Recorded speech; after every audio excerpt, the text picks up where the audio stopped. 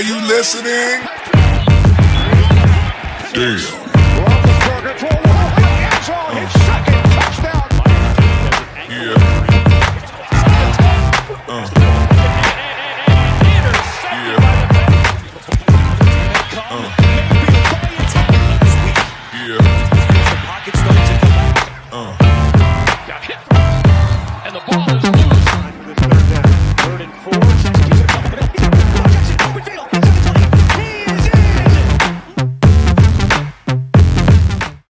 Welcome to another edition of the AFC North Talk.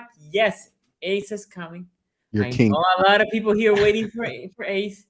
I know he will a be lot here. of people He will not miss this one. Let's be real. This is one he can't miss.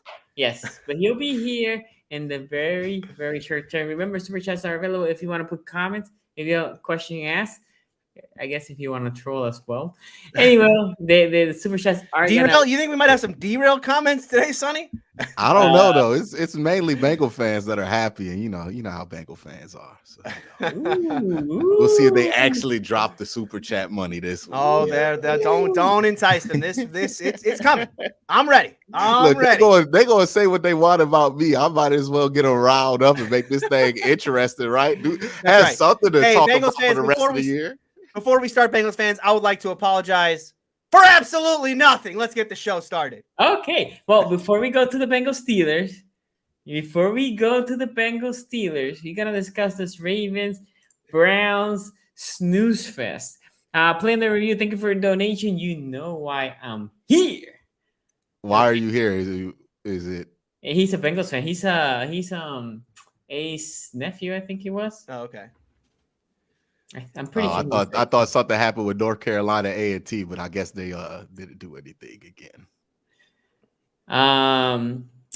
Dakota here says Bengals make Quincy and Tony's take from last show more useless than Baker Mayfield / Ben Roethlisberger. Bengals fans, we can do better. We can do better. I like that one. Oh man, this is weak stuff. Yeah, we can do better. Come on. Come on, step it up. The A game. Step it up, Bengal fans. Y'all been waiting how long to have this moment? Like the better part of 3 years, and this is what y'all coming up here. I'm disappointed. Y'all coming out the gates weak.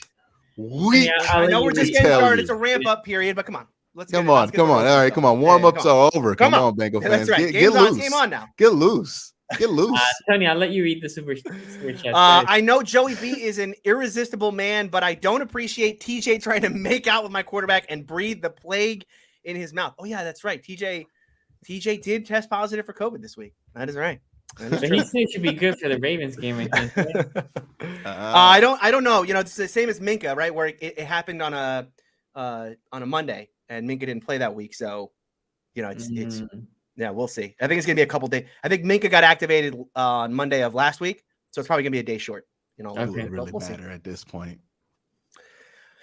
Well, the Steelers have bigger problems than TJ Watt. At this point. I just don't want to see TJ against whoever our tackle is. Anyway, go ahead, Tony. Keep going. I would like to see TJ against Big Al. Big Al brings a smile to my face every week. Even on a day where the Steelers got their ass kicked, you know, I can always trust Big Al to bring a smile to my face. All right, John Wick here with a $10 super chat. Appreciate it. Bengals fans, we here smoking that Steelers pack. I don't know. Those emojis are not coming through. Whole lot of butt. Is that peaches? Yeah, orange? A whole lot of orange, I'm going to guess is what that's. Because there's an orange. There's an orange emoji. He's talking about booty. I guess he's getting booty. A whole lot of orange as the Bengals are orange, I think is what it was. All right, Father. It's orange. You could have just picked the color orange. That man picked peaches for a reason. Father Dismiss Sayer, $10 super chat here says, as a Steelers fan, I'm once again here so I don't get fined. Is this how Browns fans felt all these years? Hey, Steeler fans, if there's any Steeler fans in chat today, I appreciate you cannot know how much I appreciate you being here, because I'll tell you what, if I wasn't on this show, I wouldn't be watching this one. Okay, so I really appreciate you being here. You know, I'm gonna tell Browns fans they would bring their ass here because they're not about to sneak out of this one too. Nah, man, we all coming. I gotta take this. We all taking this. I'm about to. That's right. Let's go. We'll go down with this ship together. No, we're not about to do this. Like, Play Under Review with another $2 super chat. Really appreciate it. Says, only thing weak is Big Ben's noodle arm. Appreciate that. He does underthrow a lot, especially a guy named Claypool. Yeah, man, he makes Chase Claypool have to leave his feet a lot. It's really unfortunate. And bait again. Once again, bait, not taken. King Apugo with a $1.99 super chat says, top of the AFC, Lamar Jackson. KK. Mr. Whisper, $2 super chat. Claypool proved once again Ben is failing you. That's what it is. Listen, when you drop a wide open slant on third down over the middle, that's the quarterback's fault. Yeah. Crazy mad. Yeah, it's about ball placement. You know what I mean? Yeah, no, listen, that's the thing about great receivers is if you don't hit them directly in their sweet spot in the hands, they can't catch it. That's the thing. Oh, yeah, that's why I've been here too. Yeah, that's it. That's all it is. It's got to be perfect ball placement, or you just can't catch it. I don't know how. Else somebody daddy makes a mixtape. Exactly right. I hope Chase Claypool's dad makes a mixtape, and Steelers can trade him to the Rams. Crazy Mad with a $5 super chat says, us Bengals fans aren't concerned with the rest of this weak division. We're thinking about Super Bowl runs. Now that's the Bengals fan. See, now this is what I wanted. That's the first. That's it. That's the first one. Crazy Mad. Now they're drunk on that jungle juice. That's what I'm talking about, Bengal fans. Second place in the AFC North. We're beyond this division. They're going to win the Super Bowl. Let's go, Bengal fans. We're on the Super Bowl. I like this. That is a good super chat. Oh, goddamn, Bengal fans. Y'all do it. Y'all do it to me every week, man. After just when I think y'all can't go, just when I think you can't ante up more than you already have, you'll find a way to make me dumbfounded. Shout out, Bengal fans. Oh, wow. Here we go. All right. Wow. Russ EMT with a $5 super chat. Appreciate that. Appreciate all the super chats coming in. Remember, you can have your voice heard on this show by just dropping us a super chat. Q said we waited 3 years from this. At least it wasn't 20 years. What y'all still waiting for a playoff win? Shut up. It's been 30 years since y'all won a playoff. There are people who have kids that are like 12 years old that they send to middle school that still have not seen the Bengals win a playoff game. Those same people, if they're Browns fans, have at least seen 2 playoff wins for the Cleveland Browns. So, y'all still waiting. See, that's what I'll give with Bengal fans. Y'all be talking like y'all Steeler fans or Raven fans, like y'all won the Super Bowl, like y'all have some joy to talk about. We've both been miserable for the better part of these last 20 years. I don't know why we try to flex on each other with who's been less miserable. It's very sad. It's like watching two people in the projects argue about who has a nicer lamp. It does not matter. We are both broke. All right, Nandon with a $3 Canadian super chat here writes in and says, "Who's winning between the Ravens and Steelers?" And we will certainly talk about that. Right, the Ravens gonna find a way to win. That's the Ravens' number one skill. They don't do nothing good, but they can find a way to win. You know what I mean? Forget the scrappy Lions. We got a scrappy team right here in the AFC North. Hey, man. Scrappy Ravens. Look, Eli Madden found a way to win to like 2 Super Bowls the same exact way. Just Joe Flacco did it in the playoffs. Joe Flacco was balling in the playoffs. Yeah, he was. That wasn't luck. That was Joe Flacco just turned into Joe Montana for like 8 weeks. Well, I would argue with the it wasn't luck part, but he was playing very well. For those 4 weeks. I mean, like something happened, you know what I mean? He was doing something right. 8 weeks was a long time to be out there balling. I don't know, but look, it was that contract year. You know what I mean? He might have got some motivation, but whatever happened, he got that deer antler spray from Ray Lewis, and he was balling for them last. Professor Chaos with a $5 super chat says, "As a Browns fan, I'm only happy when the defense is on the field. He's showing up there right now." Yeah. Oh, that's such a change from what we were saying at the beginning of the season. No more fighting your woods. Man, they still say it, even though I don't know why, because that's the only part of this team that I can stomach at this point. We'll get there, but I think that at this point, there is a discernible difference in this defense when JOK is on the field and when he's not. He's awesome. Yeah, he's playing so good that you don't even remember he's wearing 28 as a linebacker. Well, he's overcoming it. That's what I'm saying. That's how good he is. He's overcoming the bad number luck. You know what I mean? I hate that. I hate for defense low number or mismatch. Like I hate Patrick Queen's a 6. Like I hate it. Yep. Was he wearing 6 and 52? Because he looked like Ray Lewis against the Browns. Yeah, I mean, he was balling, flying he all was over in the field. He was like, "Oh yeah, I'm reading these plays." I ain't never seen Patrick Queen read a play and be confident about it till he played the Browns. A couple weeks. No, he's been good a couple of weeks. But it's one of those things where as a linebacker, right, it feels like when they're early on in their career, like they're playing with weights on their shoulders, right? They're just a little slow to get moving. Those weights have come off Patrick Queen. Like he knows what he's seeing and he's just flying to the football now. It is a real night and day difference there. All right, Dave with a $5 super chat says Mike Hilton. That is all. I will say about that play, and I don't know if other Steelers fans feel this way. Like at some party, you did have to be like, at least it was Mike Hilton. Yeah, I mean, the play sucked. The play sucked, but like it wasn't like Eli Apple. Right, that would have been truly exactly. pathetic. Or God forbid Jesse Bates, right? I mean, the fact that it's Mike Hilton, it's like, all right, we made, or like Logan Wilson, like that would have been like, come on, right? man. You know what I mean? Like Steelers made that happen. Steelers, you feel like you contributing to society. Yeah, exactly. You're making somebody happy with your football Bengals, decisions, despite not making yourself happy. You know what I mean? Yeah. All right, Ricky Morrow with a $5 super chat says Browns fans representing here for the laughs and cries and supporting Q. Best fan base in the North, because you know what? The Steeler fans don't super chat to support Tony when we already had one getting dunked on. Oh no! Wait! Is this Raven Nation that's supporting Tony? Oh, good God! I saw Ravens Nation writing in this $5 super chat. See, Quincy isn't sad because he secretly loves Taylor Heineke and knows he'll be on the Browns starting quarterback next season. Not if the Steelers have anything to do about it. Also, Tony, are we sure you weren't here when we and they said this, but I'm secretly praying for Tyler Heineke and Allen Robinson to show up in a Browns uniform next year. You know what? Unironically, I do think Allen Robinson coming to the Browns might be a possibility. No, it is about no. It's definitely a possibility. It's 100% a possibility because they definitely need bigger wide receivers. Yeah. And he's gonna be a little cheap. He's gonna be a little cheap this offseason. But my thing was, I just didn't want to pay him like a top 10 receiver. So I'm gonna be like, you know what, for the money. For the money, I mean, you're gonna get that Matt Nagy discount. Yeah.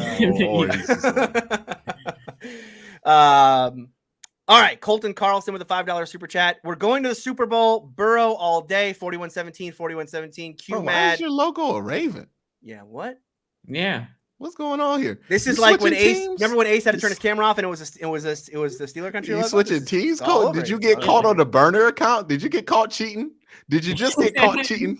He just got caught definitely cheating. Someone's burner for sure. Q mad. Whoa, Burrow, best team in the league, easy number 1 seed, Super Bowl through Ohio. Ooh, okay. I'm telling you, Sonny, I'm sorry, but they're beyond the Ravens. Like look, sweeping the Steelers means that you are on another level at this point. Not beating the Ravens, not sweeping the Ravens. Sweeping the Steelers means he was talking about booty. I told you this man was talking about booty because he sent another $5 super chat to clarify that he was talking about booty. Right? Here's the difference, Q. Go ahead. Put a big booty beat down on the Steelers. Who day, baby, we Super Bowl bound. There it is. Okay, Super Bowl. We got 3 Super Bowl bounds. So if this falls apart, and I say Bengal fans thought they were going to win a Super Bowl this year, so you know what they did. Y'all can't be like, we never think they was. Well, nobody said that. All right, so we have it on record that Bengal fans were talking about the Super Bowl after beating the Steelers. Mr. Whisper, that's right. Sweeping the Steelers means you're Super Bowl bound. Remember that when we start talking about how bad the Steelers are later. I'm not going to lie, though. You do start talking about the Super Bowl after you beat the Steelers twice. I have fallen victim to that one before. You know, it is an intoxicating feeling. By the way, Bengals fans, I'm going to throw this out there again. If you really do think the Bengals can win the Super Bowl, 30-1 odds right now. Take them odds, man. Put that money there. Put the money in the super chats, and then take what you got left. Go to Vegas and just gamble that on the Bengals winning the Super Bowl. Because you know what, y'all got Joe Burrow, and when you got Joe Burrow, that's not a bad bet, right? You know what I mean?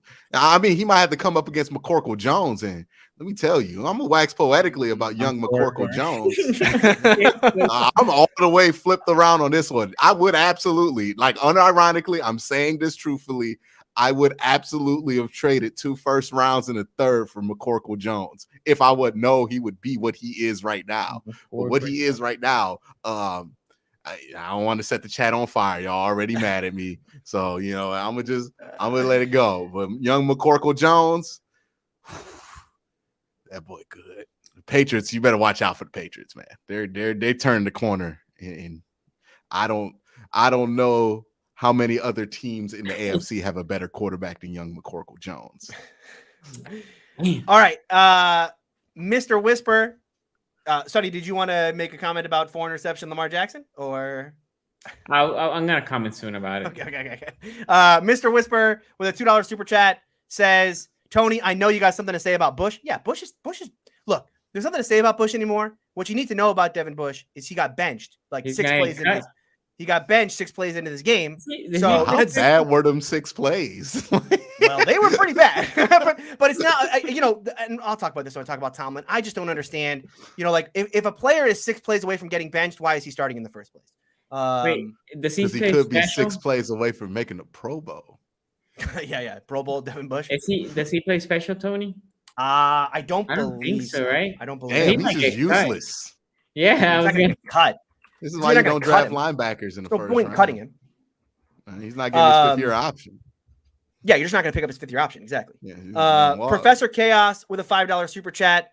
Also, that animation of the AFC North was so disrespectful to the Browns, even if it's true. That was Lamar threw like an interception right after that. Yeah, I was like, damn. And by the way, I wasn't even like mad at the disrespect. I was just mad that the graphics looked like ESPN 2K5. Like, it was like, come on, NBC. Well, that's what they do. That's ESPN's thing. It's like ESPN has good graphics on there. Like they put nice shaders in there. There's like some effects. And NBC was like, let's just rip that off real quick. What can my nephew put up in Gary's mod if you're old enough? Oh, that's right. That was NBC. Yeah, ESPN's the one that does like the crappy animations. ESPN does the good animations. NBC just ripped them off and did some terrible ones. And then Fox does the cartoons. And then CBS, they have the they have the DSLR camera thing where they blur out the background, make it all cinematic. 8K camera. Yeah. I mean, the stupid 4K zoom on a 1080p broadcast. By the way, NFL, why don't we have 4K broadcasts on college? We do. Thursday football is in 4K now. Thursday football is in 4K. Is it like only on Amazon Prime or something like that? No, it's only on. Well, I get it through YouTube TV 4K, but it's only through Fox. So you can get it through Fox because they have the NBC one. But they don't have it for Sunday Night Football. They only have it for soccer. Yeah, exactly. Well, exactly. Football. All right, Nandon with another $3 Canadian super chat here says the Bengals will win the AFC North. They do have another matchup. When do they play? When do they play the Ravens? Yeah, last week. No. The second to last week. Yeah, last week. Steelers Ravens is last week of the season. I'm relatively. Hold on, let me check. All right, while you check that, I'm going to read this super chat. We have another one here from Dallas117 who says, $2 super chat. Ships not sunk until Q says, quote, put Case Keenum in. Bro, did you hear Kevin Stefanski's response to somebody asking him if they were going to bench Baker Mayfield? Did anybody get to hear that? No, I didn't hear it. Didn't he say like Baker? They were like, "Are you going to bench Baker Mayfield?" It was like, "No." He was like, "Why would I bench him?" Yeah, it was like, "Why would I bench him?" And you know what he's saying in that moment? Y'all know it's Case Keenum back there, right? like no matter, like it's Case Keenum, bro. Like y'all know. I don't know why people act like we don't know who Case Keenum is. Like Case Keenum will come off the bench and save the season. When has Case Keenum ever done that shit in his life? He's Case Keenum. That's not what he does. Get out of here with Case Tony, Keenum. We have Steelers, Browns, Packers, and then Bengals. So so it's 4 weeks from now. It's a month. Okay. So and after that we have the Rams and finish with the Steelers. So third to last week of the year. That'll be a good one. That's gonna be a good. You may get that one flex to Sunday Night Football prime time. No. Hey, 20 minutes. 20 minutes in. Hey, you gotta hold it. Yeah, we can't get that Monday Night Football game flexed off of prime time, can we, Tony? No. No. Steelers Browns Monday Night Football is gonna be another one where Peyton and Eli look and they go, yeah, we're gonna skip that week actually. Yeah, I'm about to say Peyton and Eli gonna be like, we couldn't do this week, so we're gonna give you Ryan Leaf and Phillip Rivers. Love it. Yeah, they also skipped. They looked at Ben Roethlisberger versus Justin Fields earlier in the year, and they went, "We're gonna." Look, that's gonna be a week where they're gonna have to be very polite about what they say, especially since Ben is a contemporary of theirs. That's no, they do. Yeah, exactly. They're like, we're not going there. That's like when Gus Johnson, after the Browns played the Lions, was like, boy, Baker Mayfield, he played so hard today. I was like, Gus, you was searching. You was searching. Because let me tell you, I had no positive things to say. All right. Play under review here with another $2 super chat. Appreciate that. Says Tony, is music the answer at practice? I don't know if you guys get this reference, but this was a reference to Chase Claypool, who said that practice needs to be more fun. We should play music at practice. Do more TikToks. To which Tomlin had a great response, which I for whatever reason I can't find it now, but he said I feel like something Tomlin like would be playing the Temptations at practice. like Tomlin said something like Chase can play wide receiver and I'll design practice. Thanks. Something like that. I mean, he dismissed it quickly. See, this is what I'm saying. People act like Tomlin is like happy-go-lucky players coach, and that is like the last thing Mike Tomlin is. Mike Tomlin don't play none of that. He's a disciplinarian for real. Like that's what he does. Okay. Here's the exact quote. This is when asked if they should play if he agrees with Claypool that they should make it more fun by playing music at practice. Quote: Claypool plays wide out, and I'll let him do that. I'll formulate the practice approach, and I think that division of labor is appropriate. Good night. Sorry, Chase Claypool. Not going to have any music at practice. King Apugo with another $2 super chat says, Q, can Baker help y'all put in a claim for a new QB? Can we trade for McCorkle Jones? Season can be saved if we trade for McCorkle Jones. You're not Joshua. Getting me. How do you feel about like Jimmy Garoppolo or because like the Browns are going to be in a very similar situation to the Steelers are going to be. Right? See, look, man, if we're going to get rid of Baker because we feel like he's not doing enough to win games, why are we getting more quarterbacks that we don't feel like can do that? If you feel like you're a quarterback away, right?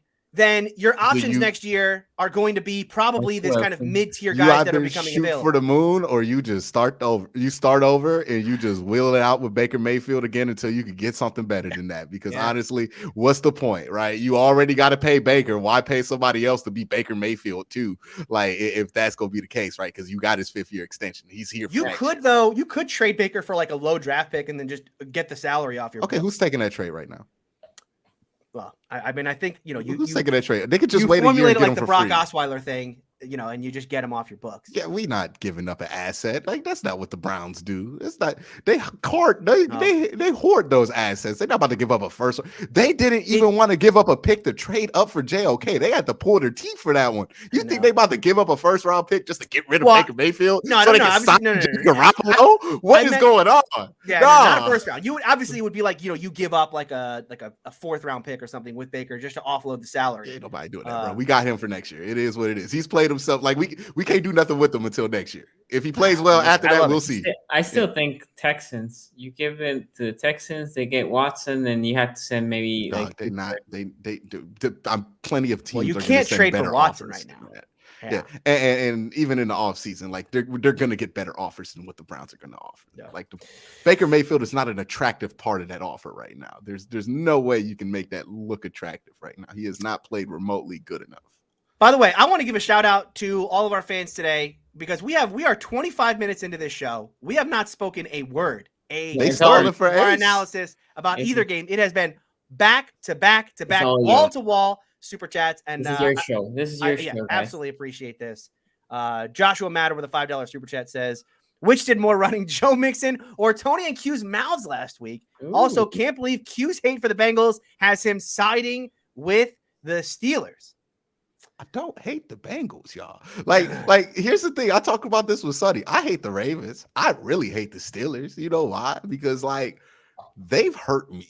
Like they have truly hurt me. Like Antonio Brown has kicked one of our punters in the face. Drop kicked him, technically speaking. Yeah, but, the Ravens find all these different ways to beat us and just ridiculous. Like the Browns gave up a 28-point lead to the Ravens one time when we went 0-16. We also had that one game on Monday Night Football where they just lost because we missed the extra point and they ran it back. Like I have Ed Reed, Jamal Lewis saying I'm gonna run for the single game rushing record against these sorry ass Browns, and then doing it, and then 2 years later coming to the Browns and being responsible for our only good year since expansion. Nah, man, I have reason to hate the Ravens. I have reason to hate the Steelers. The Bengals have brought me more joy than they have brought me more pain. And for that, I don't really hate the Bengals. I actually kind of like the Bengals, to be honest with y'all. But y'all take that as disrespect that I don't hate y'all. That's what this is. I don't sit I hate here. the Bengals. I hate You the hate Bengals. you should hate the Bengals. Yeah, this year they've done it to you. If the Bengals would have done that, if the Bengals would have done what they have done to you to the Browns, I would probably hate the Bengals. But until they do so, I have no reason to sit here and hate the Bengals. Well, last year it started with last year, Tony, right?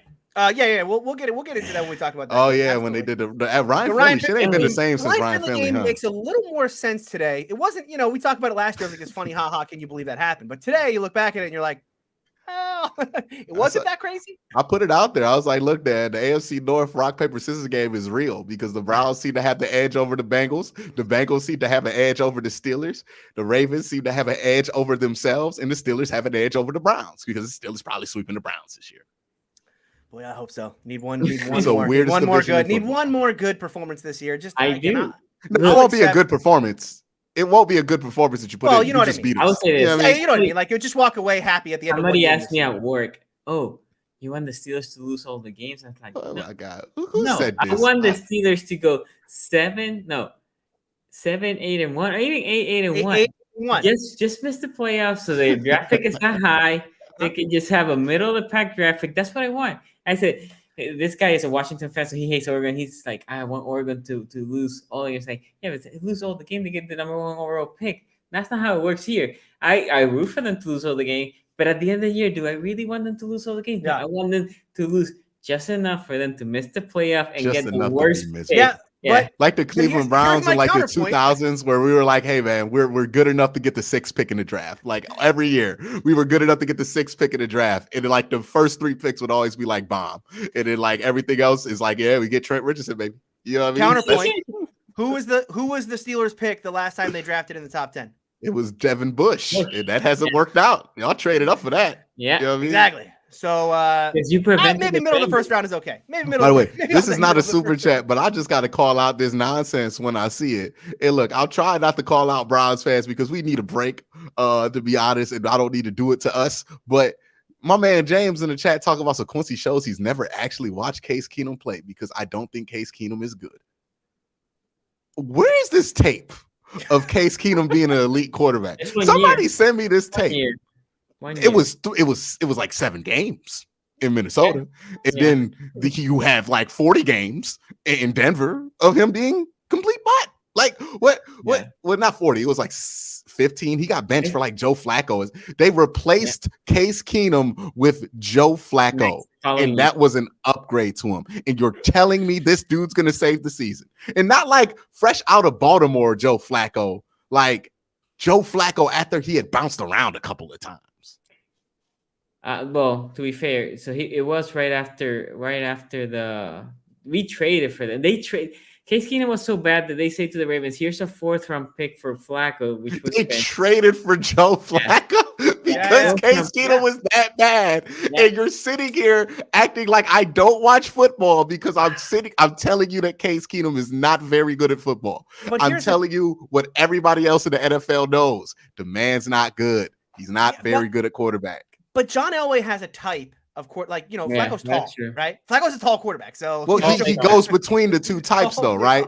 He went from like Trevor Siemian, who was that small Shanahan style quarterback, and then he goes to Paxton Lynch, right? He operates between the 2. He'll go Teddy Bridgewater, Drew Lock, he goes between the prototype. But I don't think he went with Trevor Siemian, right? It was like they just kind of fell into Trevor Siemian. They started winning, and they're like, "All right, well, I guess we got to play this." Well, that's what they went with. No, they had to pick him over somebody because they got rid of Brock Osweiler that year. They were gonna go with Brock. They traded him to Cleveland. They went, our man's Trevor Siemian. Like he keeps flip flopping between these 2 dudes. That's what he keeps doing. And I remember the hype on Trevor Siemian was real because they're like, man, he could be the next late round guy that really comes up and blows up the league. I remember. Co-host here is super chat. Ace writes in $5 super chat. Hopefully he should be here. Any soon, minute. I think. Yeah, any minute now. Browns fans were talking about Super Bowl before the season. Quincy, that included you. Now, here's what I'll say, Quincy. No, absolutely. We were talking about Super Bowl before the season. And you know what? Given what we had on that team, given what they did last year, yeah, we should have absolutely been talking about Super Bowl. And when they underperform like this, I wear it on my chest. I thought they would be a Super Bowl team, and this team is vastly underperformed. And that's why this has been a frustrating and embarrassing year for a lot of Browns fans. But just like I wear it on my chest and have to deal with it every week, that this team had Super Bowl aspirations, Bengal fans, y'all put that burden on yourselves this week.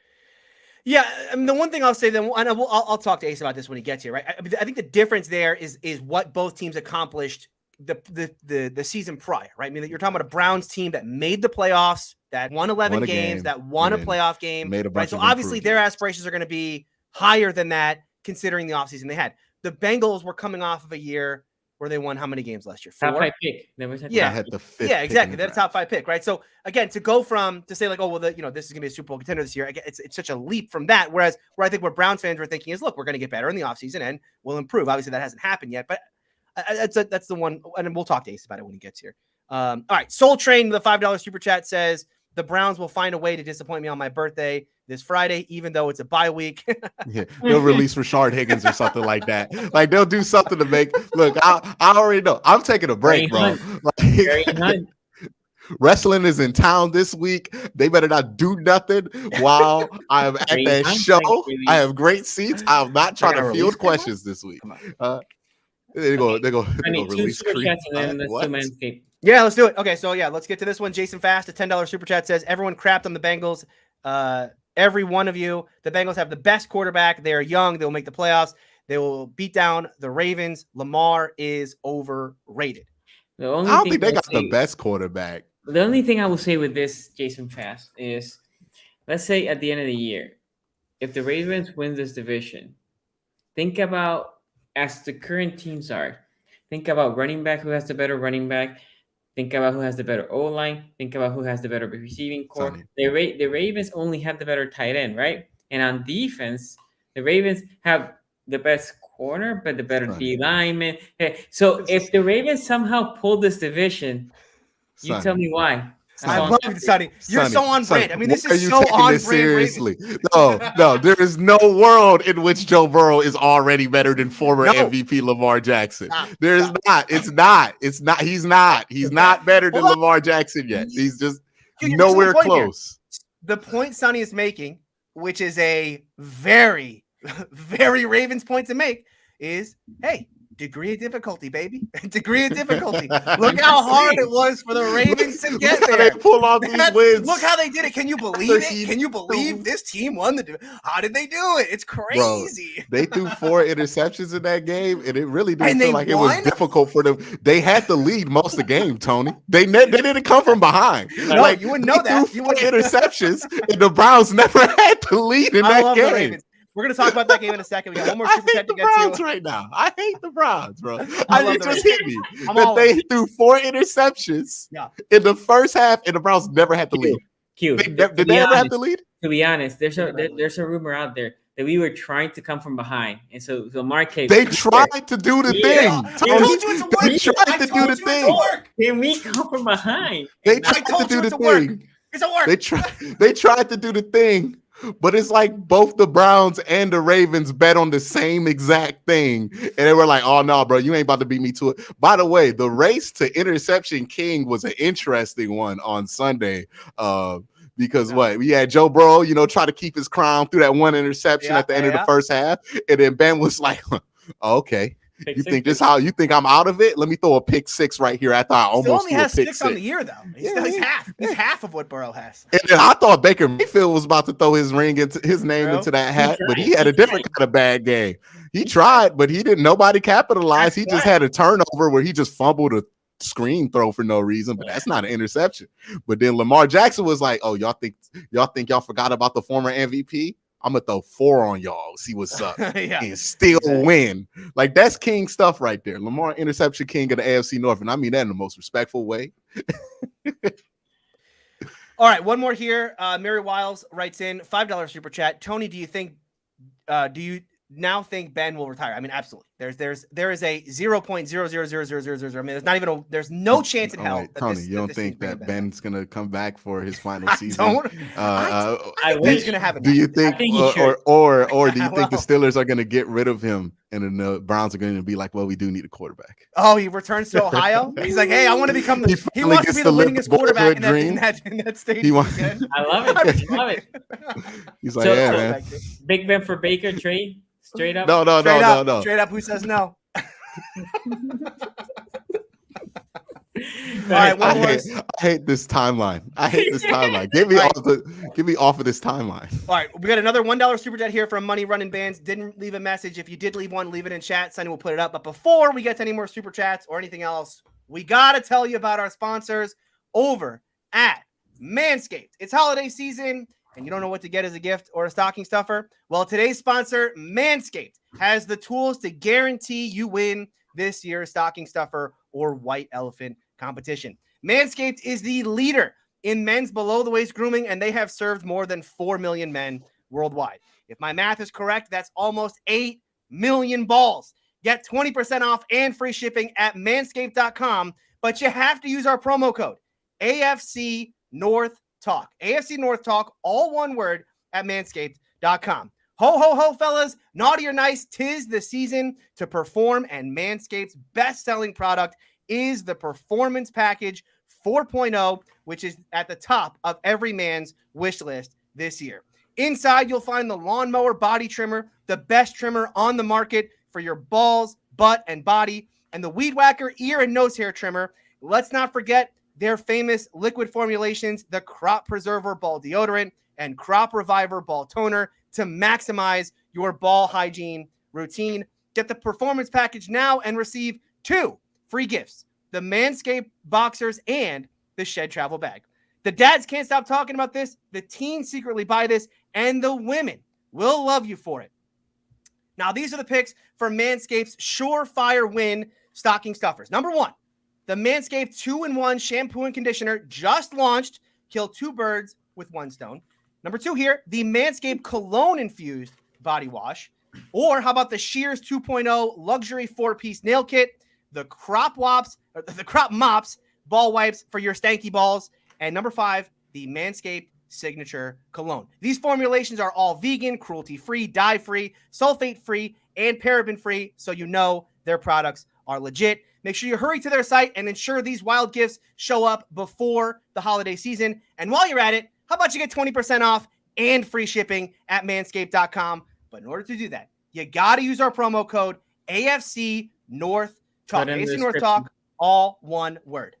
Oh, we lost Q for a moment there, but we have Big Ben showing up. Uh-oh. Woo, baby.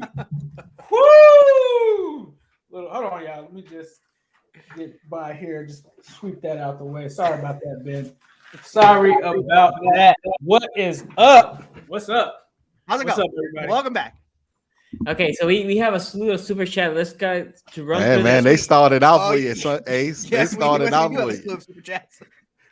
They still setting screens for you, man. Bengals Nation showed up for you. We literally haven't talked about a game yet. We have just been doing super chats for the last. Oh, no, he knows. He's been listening. Yeah, I've been listening. He had to at his son game. He wasn't yelling at free throw calls. He was like, "Oh, I need to listen to this one. Make sure I keep them boys." The first thing, Tony, you said the expectations for the Bengals weren't a Super Bowl, right? Yeah. Can you guys remind me when Bengals fans started talking about Super Bowl? Because it wasn't at the beginning of the season. It was when we were 5-2. Yeah. So for me, that's when Bengals fans started to do that. It wasn't like we came into the season and we're saying, hey, we're going to the Super Bowl. Right, but you understand there's a difference between being 5-2 and like being 11-5 and having won a playoff game, right? I've been 11-5 before. Some people seem to forget that. And I never the year said the after next that, year I was winning the Super Bowl. What? When y'all had Andy Dalton, y'all didn't think y'all would win the Super Bowl? No, we never sat there. That offense in the early parts of that combination? Until 2015, when we were 8-0, then Bengals fans were saying we're going to the Super Bowl. We never, like, we've had good seasons, and we weren't like we're winning the Super Bowl the next year. I'm pretty sure. But I mean, to be completely fair, the Browns were a fumble away to beating Kansas City, right? That's true. That's fair. So if you think about it, you're like, in a game that Pat Mahomes didn't play with, I don't want to stir that. Let's not do this in one quarter. Let's not do this. And Mahomes and them reloaded, and they reloaded. I got you, but that's the thing, Ace. they reloaded and they were a fumble away from continuing. So you can see why, like, oh, well, we were close. I can see why they had Super Bowl aspirations. Obviously not now, but in that moment. Yeah, right. In that moment, I don't blame Browns fans for having And my main aspirations. point about expectations has always been they change during the year. What your expectations are going to be based on what you're doing. It's always fair. Your expectations at the beginning of the year, most overrated thing of all time, because they're never going to stand. Because you can be happy with 10-6 at the beginning of the year, and then depending on how you get to 10-6. I mean, Tony knows this better than nobody, right? He didn't guess the Steelers would have the AFC crown last year or as many wins as they did, but somehow that season ended as a disappointment. Yeah, and I think that I'm just saying my percentage is looking pretty decent. Yeah, no, I think I think that my one criticism of Bengals fans and their expectations now is like, they're not in first place in the division. Right? When you have Bengals fans write in who say like we're beyond the division, we're on to the Super Bowl now, it's like that's where for me I kind of chuckle inside, like, all right, I understand that. Yeah, you got this Raven team that let's can't go. do nothing Let's right. go. Okay, Jameel Johnson, a $5 super chat, says need to revisit those off-season rankings. Oh, dude, the off-season. Yeah, Browns 4. End of the season. Well, we don't know who the Steelers quarterback will be in next year's rankings. It won't be. I don't think Ben will be. I'm hoping Ben. He should have one more. Bring Ben back. One more. He's got 3 years left. I think this is, guys. This is the run it back year. I think this is as good as you're gonna get. CJ with a $5 super chat says, "Q, we don't want to hear about the past. Yesterday's prices are not today's prices. The Browns down bad, and we're all the way up." Bro, y'all the one who brought up the past. You talk about I ain't had nothing in 20 years or something like that. I just brought up the past too. You know what I mean? We gonna bring up the past. We both have pretty bad past. Okay, we're both hoping for better futures than the past. That's all I'm bringing up. You know what I mean? Same. The Steelers on that one. The Steelers, on the other hand, you know what I mean? They got nothing but the past right now. You know we're hoping for a better future. I would say. But here's the thing, though. When you say that, Quincy, like the Bengals haven't won a playoff game. But we went to the playoffs 5 consecutive years. So I'm just trying to find out how we're like the Browns in their history. I'm saying in terms of misery, we've both had a pretty equal share of misery. Oh, yeah, for sure. The Steelers we've had embarrassment. We're both viewed as teams that can't really get over the hump. So I don't know why we slinging mud at each other as if like one team's in the palace. Like the Ravens and the Steelers have been those teams, and we have been, the cute story whenever we're good. I will say, yes, the Tim Tebow, Blake Bortles, all those losses in the playoffs, like, they were not good, but like, winning the Super Bowl, does cure a lot. I'll say that. Yeah. Like, having won a couple Super Bowls, I'll take a Tim Tebow loss in the playoffs if you give me a couple Super Bowl wins. Yeah, I mean, that's fair. Okay, Josh Smith here says, listen to Bengals fan is worse than Joe Buck. Hot take. Joe Buck, he's better than he used to be. He's not that bad. Yeah, this is the best Joe Buck's been in a while. He's not good. Let me make it clear. It's like it's like when like J.R. Smith just was like starting to shoot 35 instead of like 25%. You'd be like, okay, yeah, J.R. Smith's good this year. But it's not because he's good. It's just because he's better than what J.R. Smith used to be, which is terrible.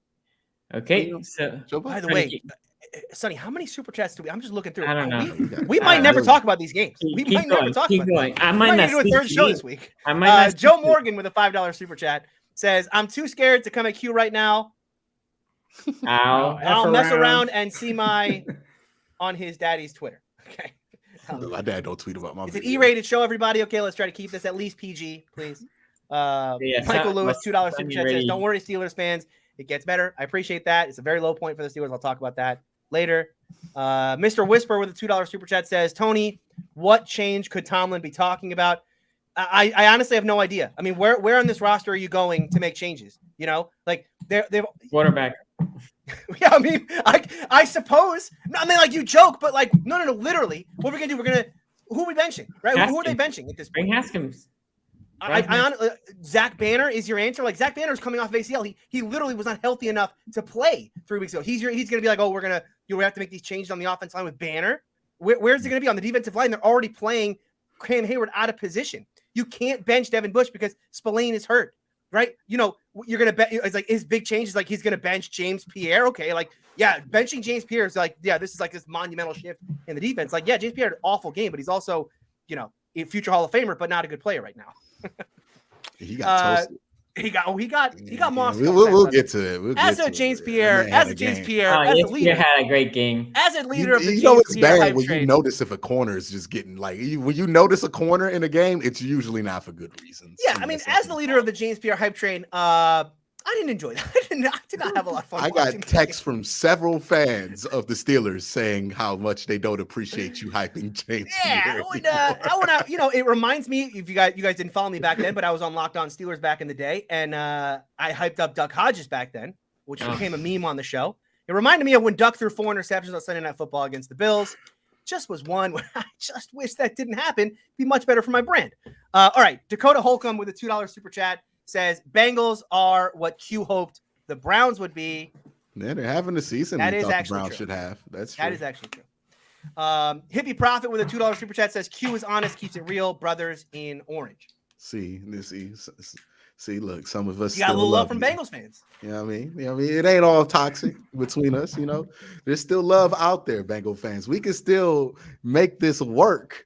Bengal fans, and look, y'all games against the Steelers are over, so there's really no more no more opportunities for unity.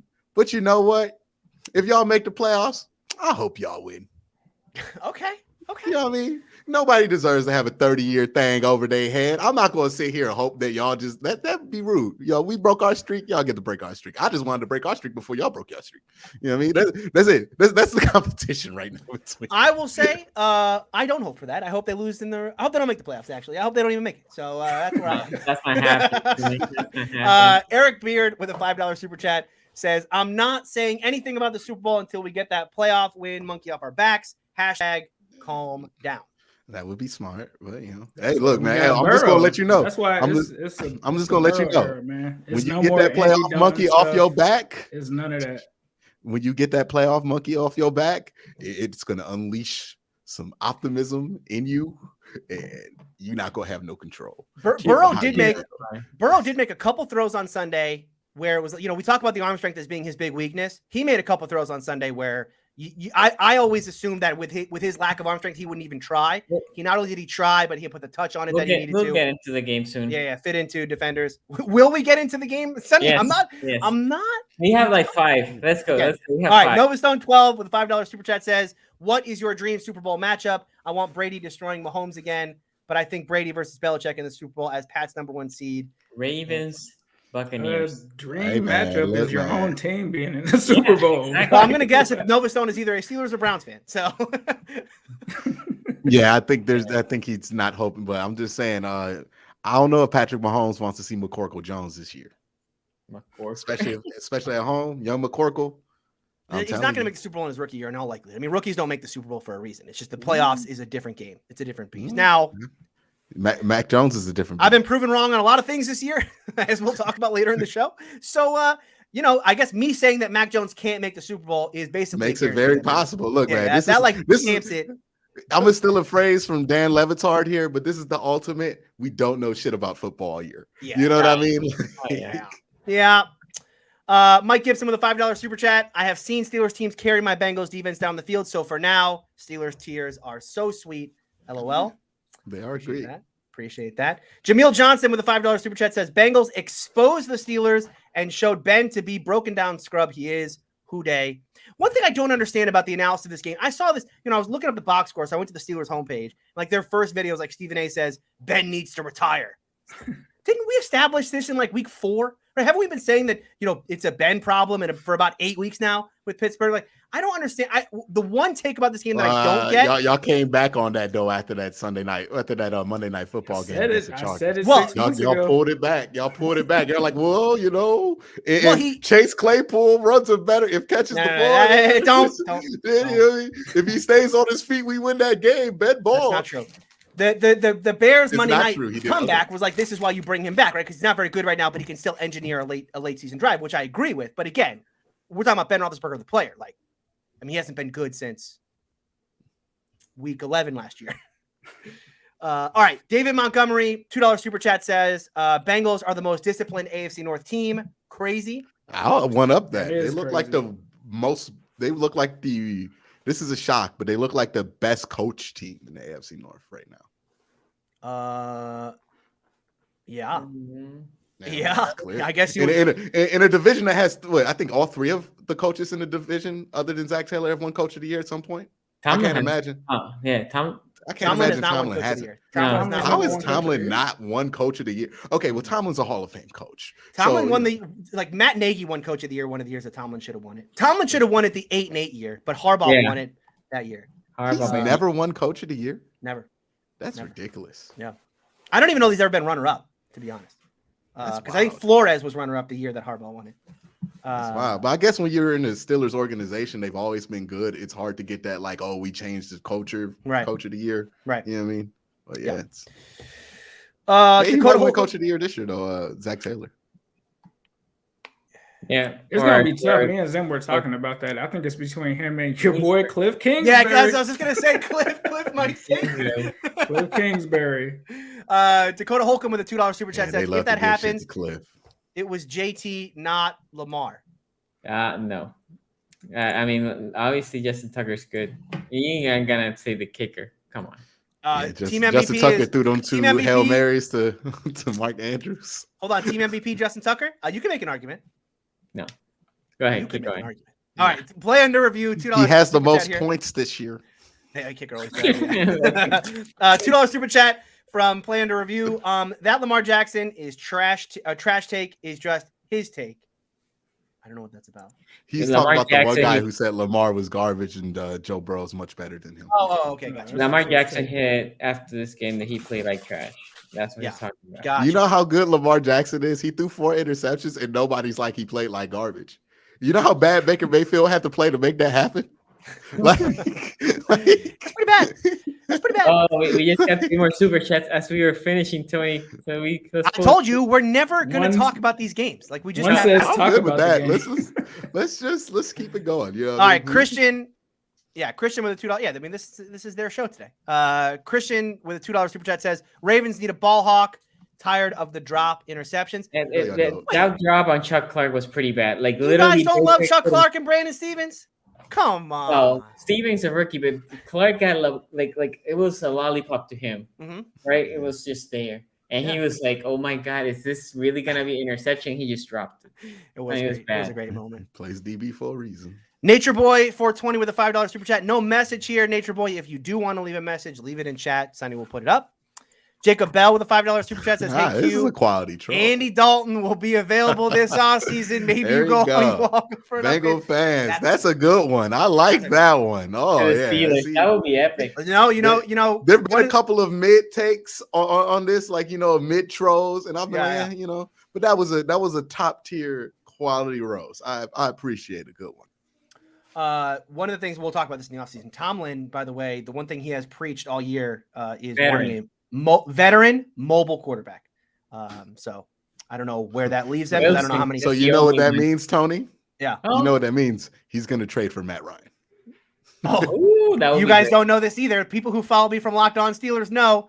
For me, that would be outright hilarious because back in 2019, I said that Matt Ryan's a better quarterback than Ben Roethlisberger for that season, and people lost their minds. So. That would be hilarious if Matt Ryan people had strong opinions about Matt Ryan. Well, they did. I didn't know that was a thing you could do. One guy wrote in and said he said, what did he say? Matt Ryan only throws to open receivers. Well, I mean that's good. Go to Holcomb with a $2 super chat. He meant like he never makes a risky throw. He never. Yeah. But it was funny. Dakota Holcomb with a $2 super chat says Bengals have been a tragedy. Browns been a comedy. Wouldn't the Ravens be the tragedy because of how many injuries they keep having? No, I think he's talking about the history. History. Oh, okay. The Bengals have a history of being good enough to just make you mad about how they end the season. The Browns have just been like, we're going to draft Johnny Manziel. That's what I mean? Like the graph was for NBC. So it's in that court gesture thing. That court gesture was and then Lamar threw an interception that we got negative 17 yards on. So, we didn't do anything to bust the perception right there, did we? Can't even be mad about it. Hippie Prophet with a $2 super chat says orange jersey with black pants combo, best in the NFL. I'm not gonna lie, I like the uniform for the Bengals. I love the Browns throwback. You know, I'm gonna be honest. Because it was an ass kicking from the word go, never really got to appreciate the jersey for the Bengals in that one. Never stopped to say, boy, you know, I know the Steelers are getting their ass kicked from the word jump, from the jump, but man, I really do like the Bengals uniforms in this one. Never really crossed my mind. No. Hate Mason. I mean, you would think you would have extra time because what else are you watching at that point? You know, I was just more wallowing in misery at that point. Hate Mason, which I agree with. $5 super chat here says, "Can y'all talk about the up and coming Ravens and Steelers game and how does it feel tying with the Lions?" Oh, I like Hate Mason and tying with the Lions. Hey, we're into that. We will talk about Ravens Steelers. We do. For those of you who are new today, we do 2 shows a week. We do a show on Mondays or Tuesdays, which is our review show, and then we'll do another show later in the week, which is our preview show. Yep. So look out for that. All right. Ira with a $2 super chat says, "Here to remind Tony, our D is top 10. Who day? That is correct. They are top 10 defense. Got that one wrong. Mark another Tony take from this season wrong. Quite a few so far. Probably won't be the last one. Minecraft Master with a $2 super chat says, "Unlikely, but I want a Niner Super Bowl rematch." Assuming you're a Ravens fan. Ravens, yeah. No, is he a Raven fan or a Bengals fan? Because then they played the Niners in like the 80s. But I thought he was referring to a Boomer Esiason 40-year-old rematch versus Joe Montana. Was that like the first one? And then y'all got. I don't know. That might have been Ken Anderson for the Bengals, right? It might have been Ken Anderson, yeah. Yeah, and then that was the whole thing about I forget the names, but they had the coach who invented the West Coast offense in Cincinnati, Bill Walsh, and they let him go. Then he won the Super Bowl. Yep. Look, man, it could be worse, dog. You could have had Bill Belichick and Nick Saban, and then you just lose your team to Baltimore, and then they draft Ray Lewis and Jonathan Brady of the 80s twice, or in the 70s and 80s. It's crazy. Yeah, I mean, look, man. We drafted a quarterback the same round that Tom Brady went. Spurgeon win. 2 picks in front of Tom Brady. Look at that. Just love the Browns. You gotta love them, man. You gotta love them. Y'all had Belichick too. We had Belichick and Nick Saban. Whew. We had them both. And then but Saban not a good NFL coach. Yeah. So you avoided that one. You actually lucked out in that one. Hey, look, man. You know what I mean? Yeah, we lost. We had Bill Belichick, and instead of like going to the playoffs and winning the game, we lost the team. Like we just didn't have a team the next year.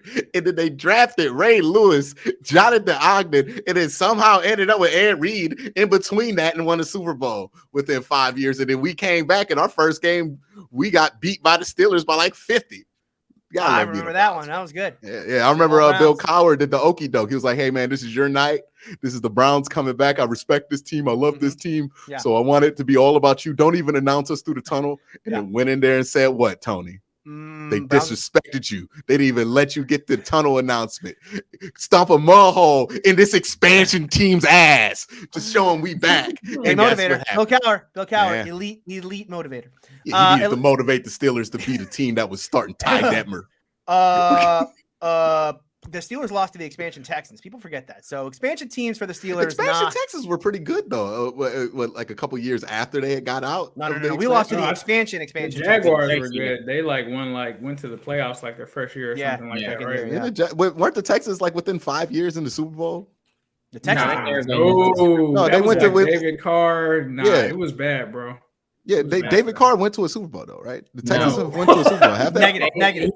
No, I don't remember the Texans being in the Super Bowl. No, I promise you.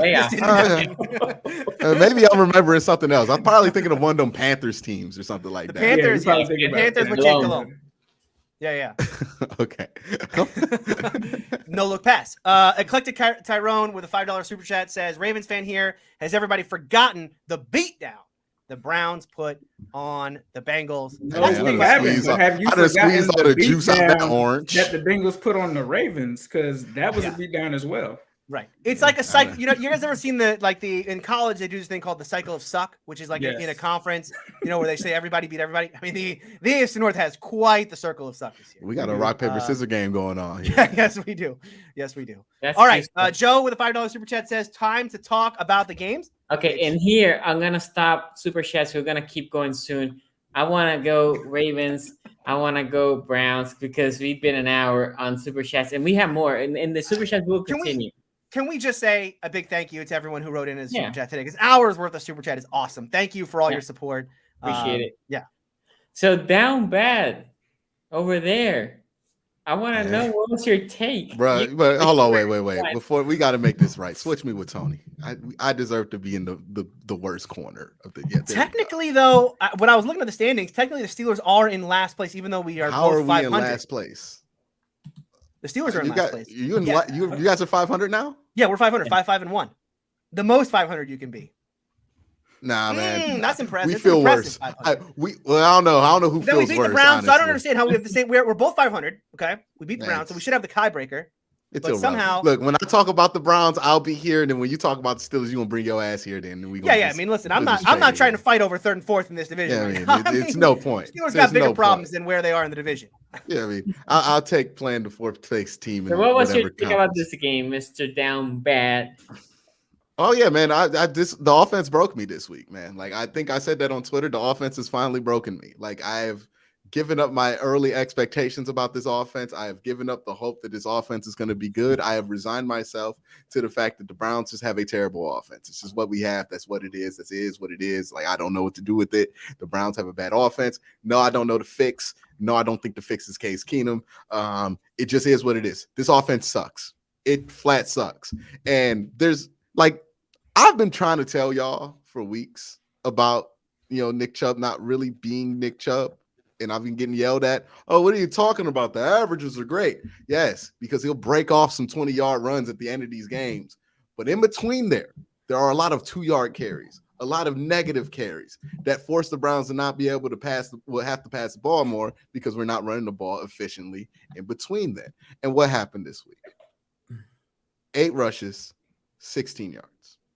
And yeah, some of that was the offensive line, but some of that was Nick Chubb doing his best Le'Veon Bell impression. What was he doing back there? He was just sitting there waiting for Brandon Williams to get to him. Like it was. Yeah, there was hesitation. Didn't need that stray. But okay, keep going. Well, I mean, like, it's Le'Veon Bell now, so it's more of a stray for the Ravens. Right, you know what I mean? Like Le'Veon Bell when he was on the Steelers is a compliment. Le'Veon Bell when he's anywhere else is not good. So, yeah, so it's not a stray, but yeah, that's it looked terrible. It looked terrible. The offense looked terrible. There was no part of you got 4 turnovers in this game. 4 turnovers, and you got like 42 yards in 3 points in 4 turnovers. That's awful. Lamar Jackson threw 4 interceptions, as I alluded to earlier. And the offense, Baker Mayfield included, played so bad that it wasn't even a talking point about the Ravens. Like it was like he didn't throw those 4 interceptions because how badly the Browns played on offense was the focal point. And yeah, Baker played bad. I don't think he played especially well. I don't think this was his worst game. Honestly, it's probably his best game since Cincinnati, which is not a great bar at this point. But and yeah, he did have a few wide receiver drops, right? The wide receivers weren't making plays. Like literally nobody was making a single play on offense in this game. But that's what it's been the whole year, man.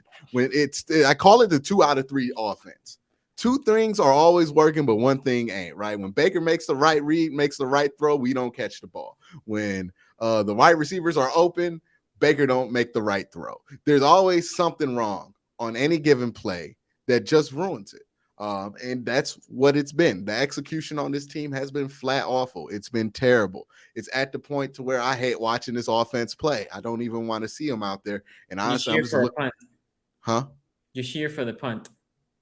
No, I don't cheer for the punt because our punter's not even good. No, I'm saying because the defense is coming. Yeah, but even then, I'm not cheering for the punt because we didn't put up no points. So what can the defense do? By the way, the defense deserves all the love it can get. Defense deserves to fly home. Defense deserves to get first-class tickets. Defense deserved all of that. The defense are the only team that played the Baltimore Ravens last night on Sunday Night Football because the offense, y'all could walk back from Baltimore to Cleveland. Like it was that bad.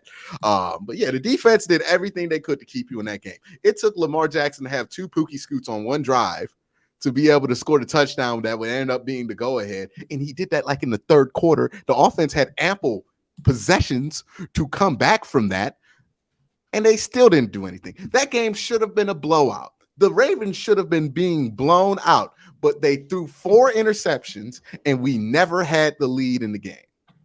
Never. How pathetic can an offense be?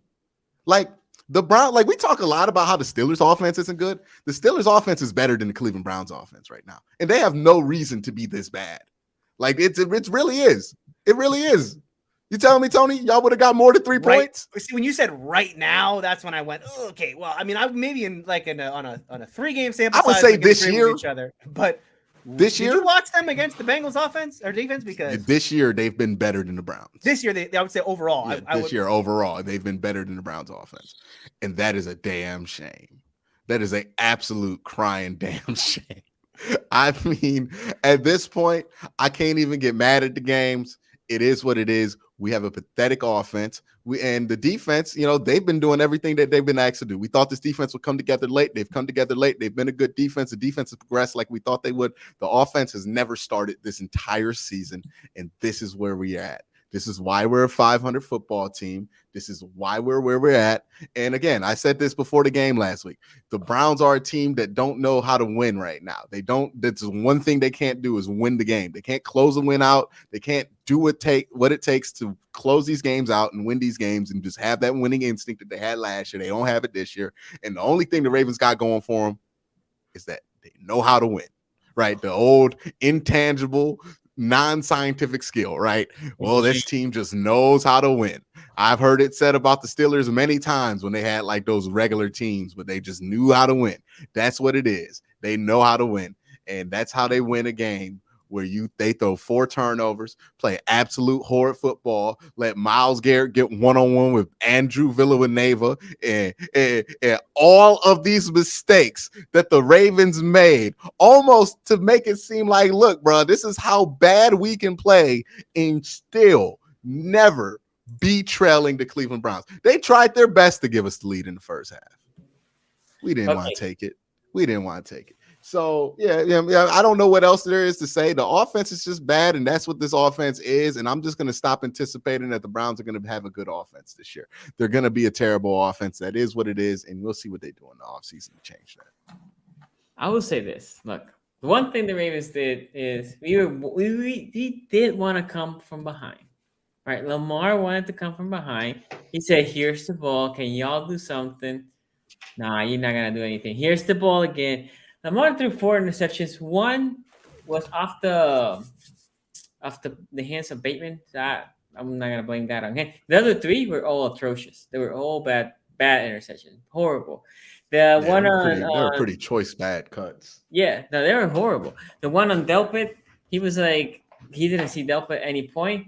The worst one was the one on Harrison, right? Because Mark Andrews is wide open. If he throws it to Mark Andrews' number, it's a catch. If he throws it on the outside, at the sidelines, which he should have, because we were trying to get, moving the ball as the half was getting over or finishing, it would have been a completion. He threw it to the inside, way inside. Harrison got the pick. And then one on Mark Andrews on the deep pass. I don't mind that throw on a 3rd and long, but it was 2nd and 10. Like in a 3rd and long, that's effectively a punt, right? But it was a 2nd and 10. So I did not like. Now, I would say How about that one where the Browns played volleyball with y'all? Y'all gave us an interception, and then we fumbled, and then you threw another interception, and then we just couldn't do nothing with it. Yeah. No, so this is what I would say. The defense. Look, before this game started, Calais Campbell wasn't playing. I was like, this is not good. Not good, because this is a power running offense. And I was like, Calais Campbell's not there, and our depth is not there, right? Not only Calais is not playing, we don't have a lot of depth. We lost Wolf, we lost Calais now. We were patching this D-line, right? Brandon Williams came back. Didn't matter. That D-line was pushing the interior offensive line out. The interior O-line did not have any push. On the outside, our pass rushers, they were playing good. Odafe Owe. Boy, as I was wrong about Odafe Owe. He had a good game. Pressure-wise specifically, he also had a forced fumble. And I think he recovered a fumble, if I'm not mistaken. But Odafe Owe had a good game. Bowser has been playing great. And before the stream, I was talking to the guys here that Marlon Humphrey is asked a lot. And people just don't appreciate how much Marlon Humphrey's asked as a corner. Not only go outside, play inside, play the tight end, play anybody, right? Well, Bowser is the same way as a outside linebacker. Rush the passer, go outside, cover. He was covering Landry a couple of times, right? So this defensive team, the defense played great. I understand the offense was anemic for the Browns, but the defense also played great. I will say this, Q, and this is something that Tony might like. When the rushes were coming, the rushing attempts, I thought Hunt looked way better than the Chubb. Oh, he did, because he actually got positive yards almost. Yeah. Hunt has this thing this year, and this is why I had to take originally. He just runs with an aggression that you normally don't see. You know what Hunt does that Nick Chubb doesn't, and this is what drives me crazy about Nick Chubb, because he didn't used to do this. Hunt just takes the first cut and goes downhill. Attacks. Nick Chubb is taking like 3 cuts, and I'm like, Nick Chubb, you could do that sometimes, but you're also 245 pounds. Yeah, probably shouldn't be doing that all the time. But paid him that money, and now you want to get superstar with the cuts. I don't know. It's just I can't logically explain what's happened to the Browns offense this year. This is the ultimate LOL. What's happening? You know what I mean? Yeah. For us on offense, the only bright spot was Mark Andrews, right? Mark Andrews, great game. Mark Andrews was hell, and he made a catch that I still don't understand how he made it. Mark Andrews in the neighborhood. He already has a penthouse in the neighborhood. Yeah, look, if you throw that ball in it, look, Lamar knows. If you throw the ball in the neighborhood of Mark Andrews, he'll make a play. Would love to have a tight end like that if we're gonna run 40 of them on the field at one time. But no, we got Austin Hooper. Okay, let's go through some super chats here before I go with with Tony and Ace's take. Tony, go ahead. Oh yeah, sorry. Vape guy with a $5 super chat. Quincy, if the Browns offense is so bad, why did they beat my Bengals by 25 points? The Browns are Bengal killers, if nothing else. It's that rock, paper, scissors in the AFC North, man. It is. It is. Defies logic. Right.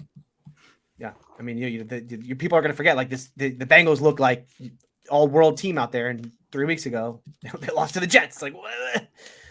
Eric Beard, $5 super chat. Yeah, add the Browns to that list too. It doesn't look like a good loss. I guess so. Keep that same energy, Steelers fans. You got that behind smashed after using the we were missing Watt excuse, no Johnson excuse, no Highsmith. Yeah, you got beat word. This is kind of like this is kind of just like when Tony was like, "Oh, you only beat the backups by 2," and then like they played the game with the starters in the playoffs and then got exactly like even that. harder. But it's worse. It's actually worse than that. We'll get there. It's they're better with the backups, man. The loss is not the concerning part of this game. But we'll get there. Jesus or Jesus Rios said $5 super chat. Bengals have the best O-line right now in the division. They're currently playing. Shout out to Team Chase. Taking stock. Yeah, that's right. Team Chase came through. That's a definitive win. Of course, Sewell isn't playing well, but it's still his rookie year. Well, he's all right for a couple of weeks. He's playing good. He's getting better. He's been playing much better the last few weeks. Yeah. He had a good game against TJ Watt, I felt like. Dave, TJ got hurt in that game. Dave had a $5 super chat. Tony, Love is warming the bench in Green Bay. Just saying, quarterbacks like that, I see this thrown out, right? Where it's like Tua gets thrown around as a potential Steelers quarterback.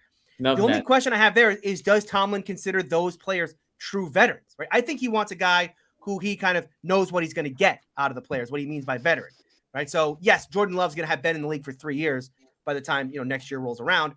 But does Tomlin truly consider that? I endorse those moves. The veteran, I don't know. No, he's not no veteran. He has like 1 game start to his name. That's not the one off the wall one that I actually think might actually happen, and it does have some of the kind of he's more mobile than you think, is Mitch Trubisky to the Steelers next year. I think might actually be. He's like 4 or 5 seasons to his name. He's exactly he's played enough that you would actually consider him a veteran. He's mobile enough that you would say like, well, he's not like a statue in the backfield. And he so played Nicole in Chicago. Exactly. And he won. He went to the playoffs with Matt Nagy of all coaches. So got that going for him. Joe with a $5 super chat. The game's enough historical trash talk. We got there. We got there, Joe. We got there. Speedy Bird with a $5 super chat says Joe Mixon, Chubb, and Najee all top 5 running backs. I don't understand. Joe Mixon's the only one playing at like a top 10 level right now. Chubb is still up there. I mean, no, he's not. Chubb's numbers are kind of crazy, bro. If you look at the carries and the yards, I know what his. Bro, this is where Chubb's driving me crazy. Okay. His numbers are good enough to where I can't really complain about him. My biggest problem is Najee. Play to play, this man has been driving me nuts. This. The people love Najee stuff. Najee Harris. People had this. I've been from week 1. I'm like, what is this love affair with Najee Harris? He's done nothing. I see. Here's nothing. Here's where I'll disagree with you on that. First of all, if you just look at his rushing stats, statistically, obviously not having a good year on a yards per carry basis, but he does more than just run the football, right? His receiving yards are better than the Steelers have had. He's a glorified wide receiver, is what you're saying.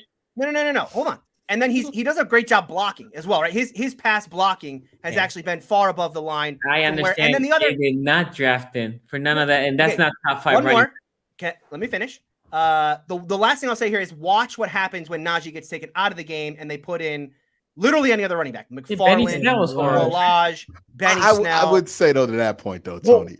Najee's at least a starting caliber running back. I don't think the other running backs on the team are like NFL guys. Like there's a reason there's a gap. Let me back up here and say I don't agree that Najee Harris is a top 5 running back, but I like the whole like, are we sure Najee's even good thing? Like we know Najee's good. The question is not is he good? It's like where do you put him right now? You have to put him at like average. Not good. My point is from week 1, I've been getting people all over Najee Harris a top 10 running back. I'm like, that's too far, too early. No. Where? Right. I agree with that. It's too early to say things like that. Yeah. Zim with a $5 super chat. Happy to see you here, Zim. A whole lot of orange out here, fellas. Not purple, not doo-doo brown, and the most balanced team in the NFL. We ain't the Lions, Tony. We are the North. I'm assuming these are oranges. Yeah, right? They're oranges. No, okay, they're oranges. Okay. Oh, I thought they was peaches. I was like, why? I gotta say, StreamYard, I appreciate them putting in the emojis there, but they got to put the real one because when you're seeing the outline of these fruits, I don't know which one we're looking at. All right. Hate Mason, which I'm going to say I agree. I do as well. $5 super chat says to SZG, do you all think Patrick Queen is at least top 5, maybe pushing top 10 inside linebacker? Top 15. Top 15. I think Patrick Queen is playing one of the best linebackers. So if you say through of the year, no, disagree, because before the bye, I do a good, bad, and ugly, and he was a frequent offender in the ugly. After the bye, like magically remember how to tackle. Right? My first thing with Patrick Queen was the missed tackle. If you're a linebacker, you cannot be missing tackles like that. You are the cleaner, right? So once he fixed the missing tackles, that was great, and then now he can read.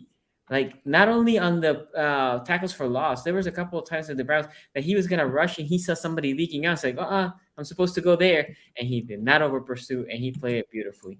Yeah, he's a streaky guy. He's playing with more aggression for sure. It seems like the game is slowing down for him.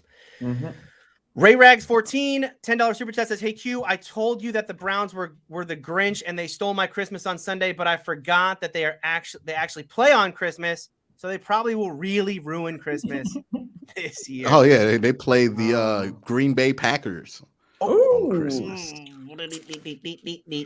Good luck. It's going to be fun. Good luck out there. Watching that quarterback duel, Baker Mayfield versus Aaron Rodgers. We'll see how that goes.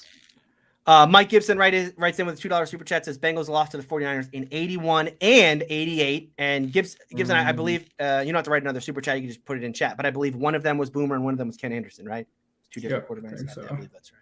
Yeah. All right. Tanya with a $5 super chat says, Sonny, that throw was not for Bateman, but Andrews caused the interception. It was not for Bateman. She is right. But my point was it hit Bateman first, right? And at that point, the ball loses the track that it was. If Bateman didn't touch, it should have gone to Andrews.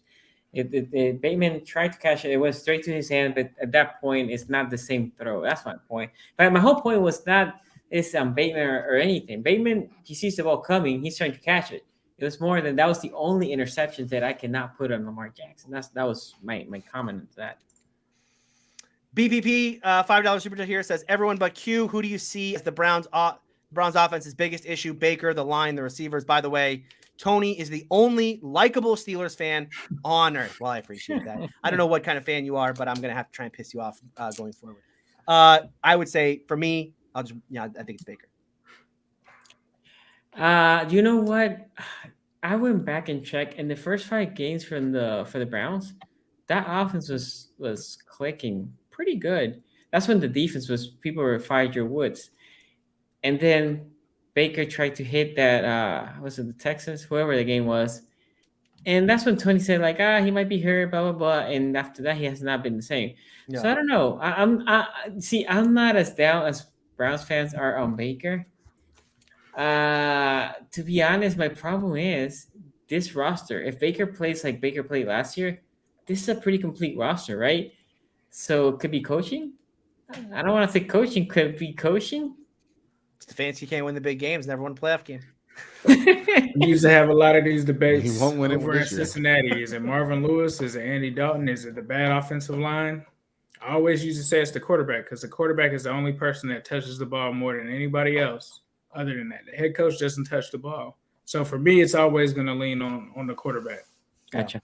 And the hardest part there, I think, for Browns fans and the Browns organization going in is, do you put it all on Baker's injury, right? How much of it is the injury versus how much of it is the player? It ain't all on the injury. But CQ, but it's going to linger out there as an open question, and that's what I know. But see, here's the thing: it doesn't matter if you think it's an injury or not, because he's going to get this year. He's going to get next year, like whether he's going to have a quarterback competition battle or not.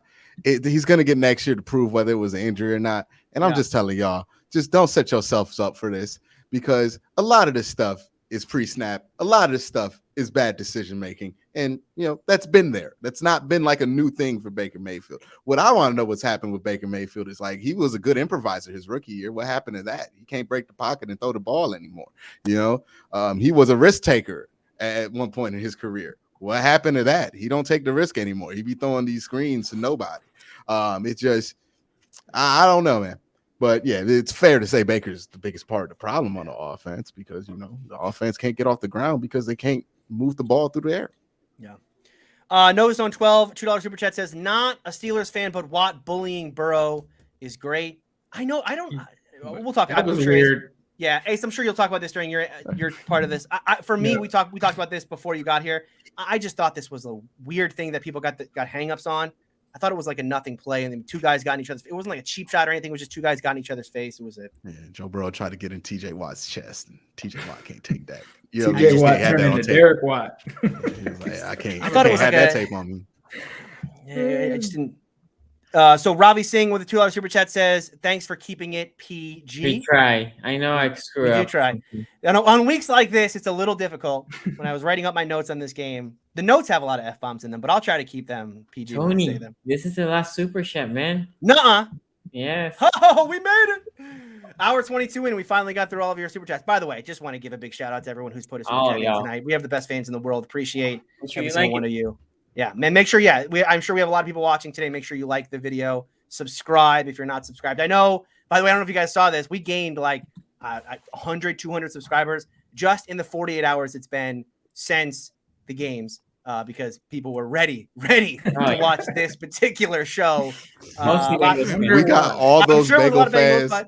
We got all those Bengal fans that unsub when I was going off 2 weeks ago when the Browns beat them. They're like, "Oh, we ready? We back, baby." I do want to apologize. I know a lot of Bengals fans have written in and said that they wanted me to wear the paper bag. I'm not wearing a paper bag today, and the reason for that is it's paper bag is reserved specifically for embarrassing playoff losses. This might have felt like a playoff game. We'll certainly talk about for Ryan Finley last year. No, you didn't wear one for Ryan Finley last year. Remember last year. The only time he brought out the paper bag was after the Browns played them on NBC in front of 50 million people, according to Nielsen, in the most viewed NBC. Can I just point out? Now that we're past that, now can I just say, who cares how many people watched a wild card game? Hey, Steeler fans, how many people watched Dolphins Steelers the wild card game? No one knows that. Okay, and Q, you shouldn't. This is the most viewed wild card game in 5 years. Look, man. Look, we have discussed that there are not a lot of wins I have in this team to root for, so I'm going to take all of them that I can. You're not going to take this from me, Steelers fans. You're not going to take the joy from me. The Browns are right. Like the Steelers, when the Steelers beat the Seahawks, that was the most watched Super Bowl of all time. Right, the Super Bowl, most watched. That's great. Wild card game. That's great. And when we get one of those, we'll brag about it too. But right now, this is what we got. So you know what I mean? We gonna flex what we got. You know what I mean? Well, let's get through that. Let's go, Sonny. I know you're trying to push through this. Sonny, by the way, is in London right now. He's in the UK, I should say. Oh, so that's not the problem. I just want to make sure we cover the other games. Okay. Yeah. Well, it's gonna be a 4-hour show. As I messaged you in our chat, I didn't realize it's gonna be like 4 a.m. by the time we finish for you. I apologize. Okay, I don't sleep anymore. Hate Mason, you can't on show days. No. Hate Mason with a $5 super chat says, do y'all think Bateman is top 3 wide receiver in his draft class?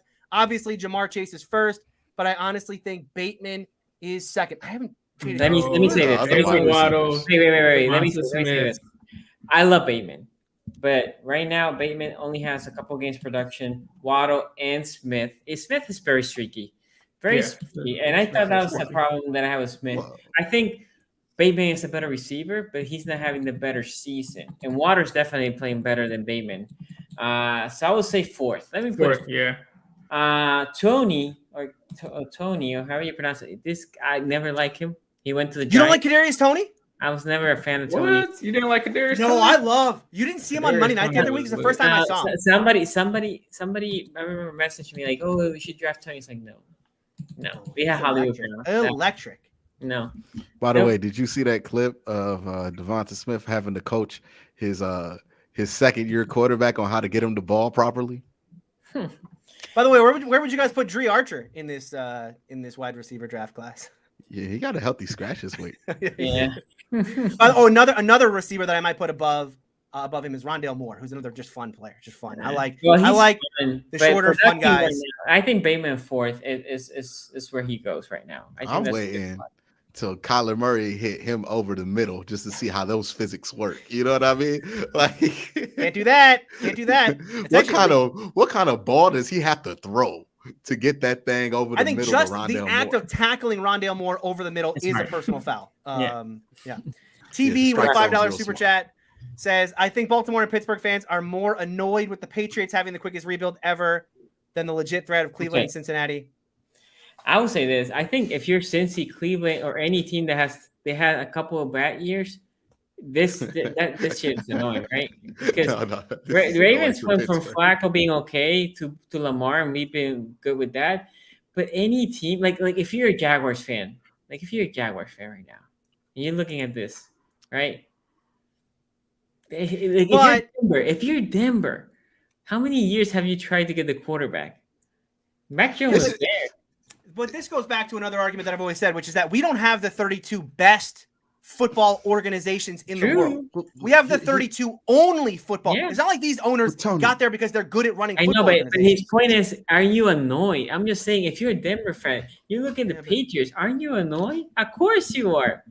Steeler fans are definitely annoyed by this. But there's a lot of truth to what he said. There's a lot of truth to what he said. But here's the thing that bugs a lot of people about this. Like, we talk about there's only 32 teams that are good at, there's not 32 teams that are good at drafting. You know who's also not good at drafting historically? Bill Belichick. Yeah. He's drafted some turds over, especially in the first one. This is the same man who drafted Sony Michel, and then he just falls into Mac Jones because everybody else is like, nah, man, including me. Mac Jones, McCorkle, young McCorkle, he ain't gonna be good. Turns out young McCorkle might be one of the better quarterbacks to come out the draft in like the last 4 years. Yeah, I'll just say real quick, like, as a Steeler fan who hates the Patriots, hated Tom Brady, the Patriots owned the Steelers pretty much every time they ever played. Is it a rivalry for the Patriots? I don't think it is from there. Yeah, no, the Steelers in the regular season, it's a rivalry. The Patriots saw it as a joke. That's how it was. Yeah, I mean, no, legitimately, like, Patriots fans, you listen to Bill Simmons' podcast whenever they talk about Steelers, Patriots, and it was a joke to him. And to Steelers fans, we always felt like, oh, you know, the Dragon Slayer's coming. You know, it's the dragon at the top of the mountain, and we'll one day get there. You know, that was the whole 2017 season, where it was like, well, these two teams will meet again. The Jesse caught it play. I mean, the fact of the matter is, the Steelers went out with a whimper in that whole series. And you know, and the Ravens now are basically in the midst of a complete rebuild, the likes of which it only took them 1 year to do. So yeah, it's massively annoying because I was looking forward to this, watching this Patriots team go, you know, at least 8-8 or 7-9 for the foreseeable future, but instead. They're going to be right back at the top of the AFC North. And yeah, that sucks. Absolutely. By the way, Tony, what you just By the way, Tony, what you just described there is hilarious because like it reminds me of the scene from Star Wars Episode 1 where like there's like a little fish that gets eaten by a big fish and then an even bigger fish, and it's like, oh, what y'all do to the Browns, the Patriots do to you. Oh yeah. Okay. The spiritual game says, "Get to the game, bro." And here, Tony and any comments on the Ravens Browns before we go to what the people want? Obviously I was a Browns fan this weekend, but I did pick the Ravens because I was worried about the passing offense. I did not expect the Ravens to completely nullify that Browns running offense. That was quite surprising, but we'll see, man. Overall, I had a profitable week on the NFL in all my plays. But this was this Browns Ravens game was my bad beat of the weekend. You'll remember that on the show I said that my lock of the century was Browns first half, Ravens second half. Browns first half, Ravens second half. How in the world did that not hit? Lamar throws an interception at like the 30-yard line with a minute to go, and all the Browns got to do is score, and we're going into halftime with the Browns leading, and you knew in the second half, of course, the Ravens are going to come back and win this football game. That was like my bad beat of the year on my lock of the century. But I will say this, I'm coming around on these Ravens. I kind of love them now because, as Sonny was saying earlier on the show, like they're doing this on purpose. Yeah, I know. I've been saying that for weeks. It's a work. But now I kind of understand it, right? It's like how I used to go through high school, which is basically doing the minimal amount of work that you could possibly do while still getting enough grades to pass. That was how I got through high school. You do your homework on the bus for periods 1 through 4. I had 5th period homeroom. I would do the rest of my homework there. And then that's how I got through high school. Just doing the bare minimum amount of work that you could do. And that exactly is how the Ravens are doing this. Because Ravens fans, I loved on Sunday night, as excited as all you Ravens fans got about, we overcame 4 interceptions. How good is this team? Hey, Ravens fans, you don't have to throw 4 interceptions. You could just play a 60-minute game of football. What is the fun of that? And Tony, did they really overcome 4 interceptions, or did the Browns just not give them anything to climb over with those 4 interceptions? Both things are true. You mean no. Both things are true because the Browns it would be you would have overcame 4 interceptions if you would have had to at least come back from 12 points scored. I would have been like, okay, yeah, you had something to overcome. They gave you 3 points off of them interceptions. Like, yeah, you threw them, but you might as well have punted it. So the Ravens are a team you just can't, you just flip a coin every week and you go, who knows what we're going to see this week. And the Browns, the one thing as a Steeler fan, and we'll get into how bad the Steelers were this week here in a second, right? The one thing like keeping me going this year is like, well, could be worse. Could have had Super Bowl expectations and have, basically the same team. Just say the line. Just say the line, Bart. Just say the line. Browns is the Browns. Could be the Browns. Browns is the Browns. At least we ain't Cleveland. Just say the line, Tony. Luckily for the Steelers, the Browns is the Browns, and that keeps me going. That keeps me energized. You guys wondering, so the Steelers lost by 31 this week. How does Tony have all this energy?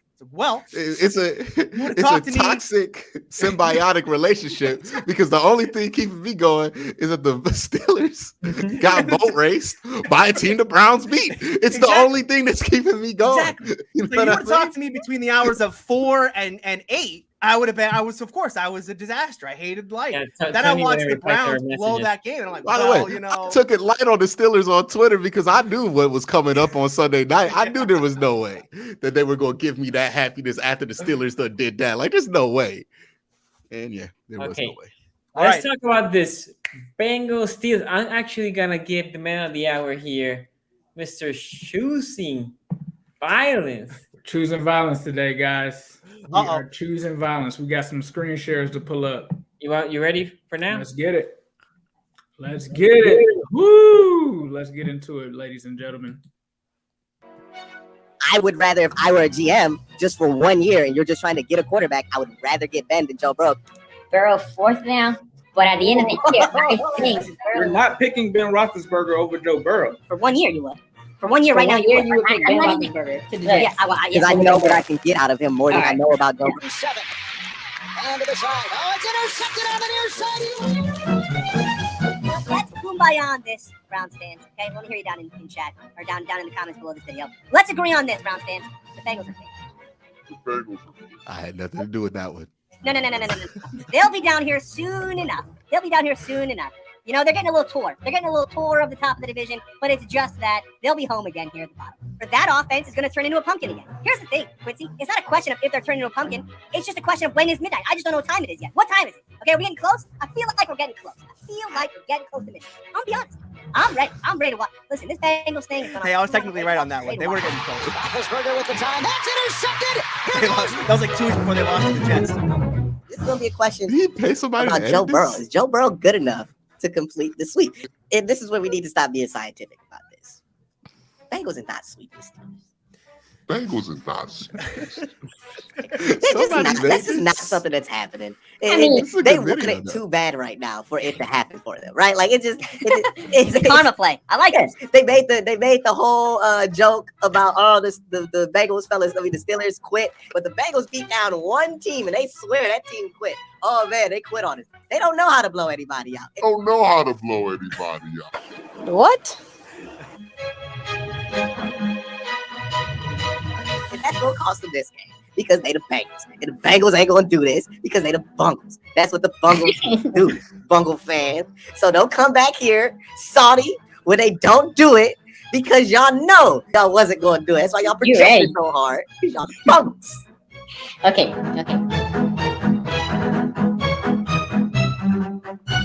Return the Steelers offense into a pumpkin, and I got some Steelers flavored pumpkin pie here, man. Wait, before you go, offense is turned into a pumpkin. Before Ace goes, I have to say big shout out to Ace. Yeah, that was awesome. That was well done. Did you edit that?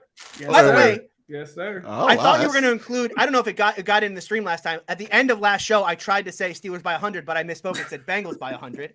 So I was hoping that might make it into the end of the video, but still, well done. Amazing. That's Go great. ahead.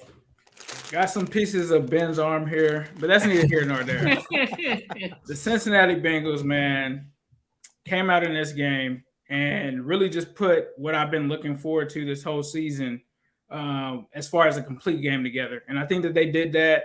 Joe Burrow and the offense came out, the defense came out, and it finally was a game where in all three phases that they just completely were in sync, right? That was the biggest thing that stood out to me in this game.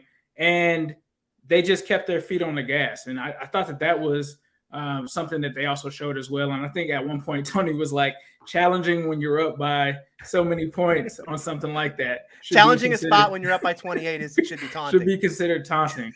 But honestly, Joe Mixon, the biggest thing that I took away from this game, I talked about it on my channel and all throughout the season. The run blocking has not been good for the Bengals this year. Like that's one of the areas that they've really struggled at. And in this game, I just couldn't believe it. The holes that they were opening on the inside, especially Quentin Spain, I got to give a shout out to him and the guard play there.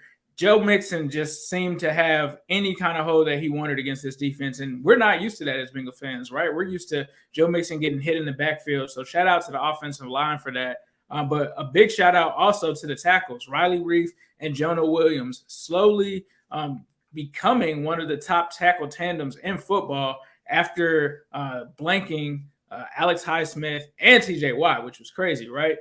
So that wasn't something that I expected coming into the game. I knew that they would fare well, but I did not expect them to keep those guys out of the backfield and essentially shut those guys out from that aspect. Zach Taylor, the play calling. I mean, Zach was calling that fire. You guys know that sometimes even when things go well, I have been critical of Zach's play calling, the situational football. It was amazing in this game. There was so much, I think, thought that was put into this game plan. Having Jamar Chase in the backfield, go in motion, hitting him with the screen, bringing Chris Evans in, finally putting Chris Evans in and having him in the empty kind of set, right? Like those might not be big things to anyone else because it's not like those guys had amazing games. But as Bengals fans, we've been asking for things like that all season. Like that was something that they needed to do, right? And then T. Higgins. I mean, this was the T. Higgins game. This was something that Jamar Chase's dad predicted a few weeks ago on the show. He said that once teams start to focus directly on Chase, it is going to open up T. Higgins. It's going to open up Joe Mixon.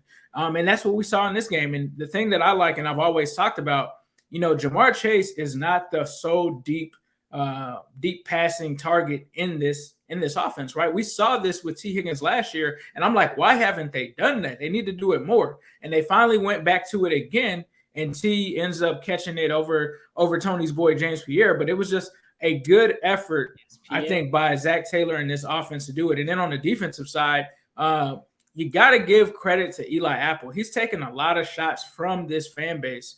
I feel like sometimes unfairly, right?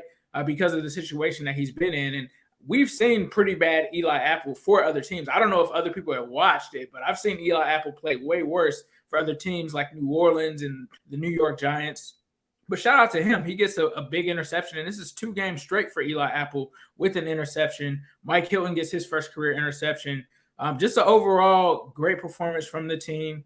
And the thing that I like the most about it is that they didn't lose focus, right? Even after this game, it's a big win against the Steelers. Obviously, the Bengals fans were going to be drunk with confidence over that. But when they went to this team, the first thing that they're talking about is great team win. You know, this doesn't mean anything. Like, we have to try to go out and win next week. We have another game next week that we have to win. So they haven't gotten drunk on any kind of success or anything like that. And that's what stuck out to me the most. And this Zach Taylor team is just clearly looking like a different kind of Bengals team, especially from what we were used to with Marvin Lewis. And I think it teaches a valuable lesson that, and I learned this lesson as well, right? Because I'm definitely eating crow on my takes from Zach Taylor from last year.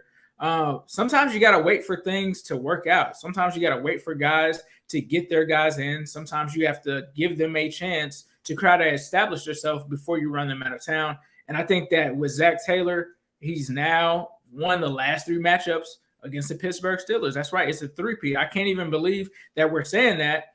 But to be honest with you, even though it's fun and everything like that, even I feel the same way. Like, it's, you know, you have the Chargers this week. You have these other teams. You're still trying to win the division. You can't really stop and smell the roses right now as much as we want to.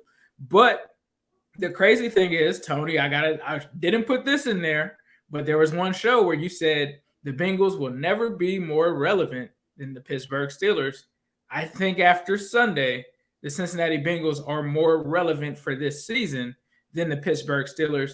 And honestly, I don't know if the Steelers-Bengals game, and it's crazy how that flipped because it used to be that this game wasn't relevant for the Steelers. It may be the changing of the guard with Ben headed out, that this game might not be relevant to the Bengals as far as the rivalry or whatever you want to call it, until they end up getting somebody in there other than Ben that is going to actually end up playing better than Ben has this season. So we'll have to see where that goes. But yeah, man, Ben, shout out to Ben. I'm going to go ahead and cook this up and have some Steelers offense pumpkin pie. Tony, can you read the super chat? Oh, yeah. Okay. Super Joe, got $10 super chat here from Sammy Football. Ace, got to be the most petty person ever. Do you go back to the comments from 4 months ago? Browns have owned the Bengals the last few seasons, so stay down till you're up. Nah, y'all were some savages in those comments a few months ago. It was like every show. It got bad in the comments for sure. This is what I'm saying. This is why I stay away from the comments. Stay away from the comments. Absolutely. Sonny told me about the comments last week. I was like, oh, I didn't even know they was mad at me. Apparently, I tried to check always the comment section. I tried. Try to stay away. Imagine my surprise. I don't even know that Bengal fans are mad at me. I checked the comment section and Ace is the top comment. I was like, what? Yeah, so let me give you some background on that. So I'm driving the whole time while the show was going to Atlanta, and then my wife is like, all right, I'll take over for this last little stretch. So I get on there and I'm like, why is everyone going crazy? And then I see Q's thing and I'm like, oh, really? Okay, all right. All right, do we have any more super chats left? No super chat. Go ahead. All right. All right. So, for as far as my takes on this game, I mean, obviously, I'll start here. I have a lot to say about the Steelers' performance in this game, but I don't want this to come off as like, this was not a great win for the Bengals. Obviously, it was. Congratulations to the Bengals. This was an ass whooping, the likes of which we probably have not seen ever in the Mike Tomlin era. And I know that sounds like hyperbole, but we'll get there. I have some facts to back that up. The one thing to say about the Bengals is, as Ace pointed out there, this is not a fluke. This is not, one game sample size. Wow, that was weird that the Bengals beat the crap out of the Steelers. This is 3 games in a row now, right? The Bengals have the Steelers number.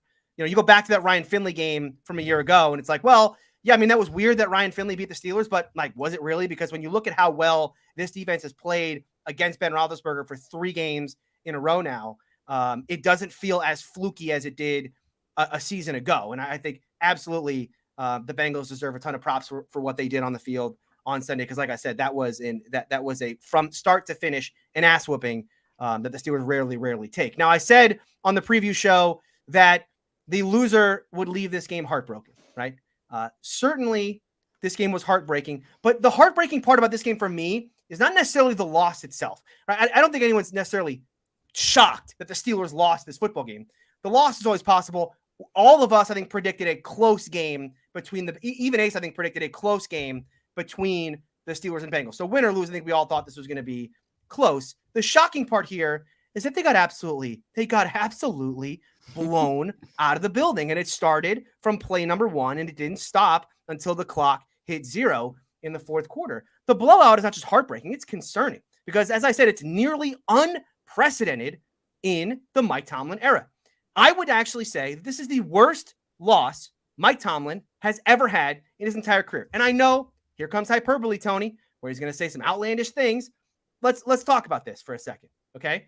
Because people will bring up, of course, last year's playoff loss to the Cleveland Browns, or they'll bring up the Blake Bortles loss in the playoffs to Jacksonville. They'll bring up the Tim Tebow loss to the Denver Broncos.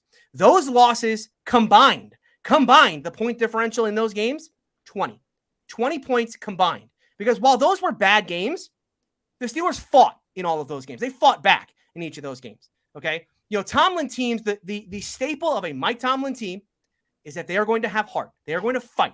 Regardless of how good or bad the talent on the roster is, you always know when you play the Steelers, you're in for a fight. That's why his worst year was 8-8. Because you have Duck Hodges, you have Mason Rudolph.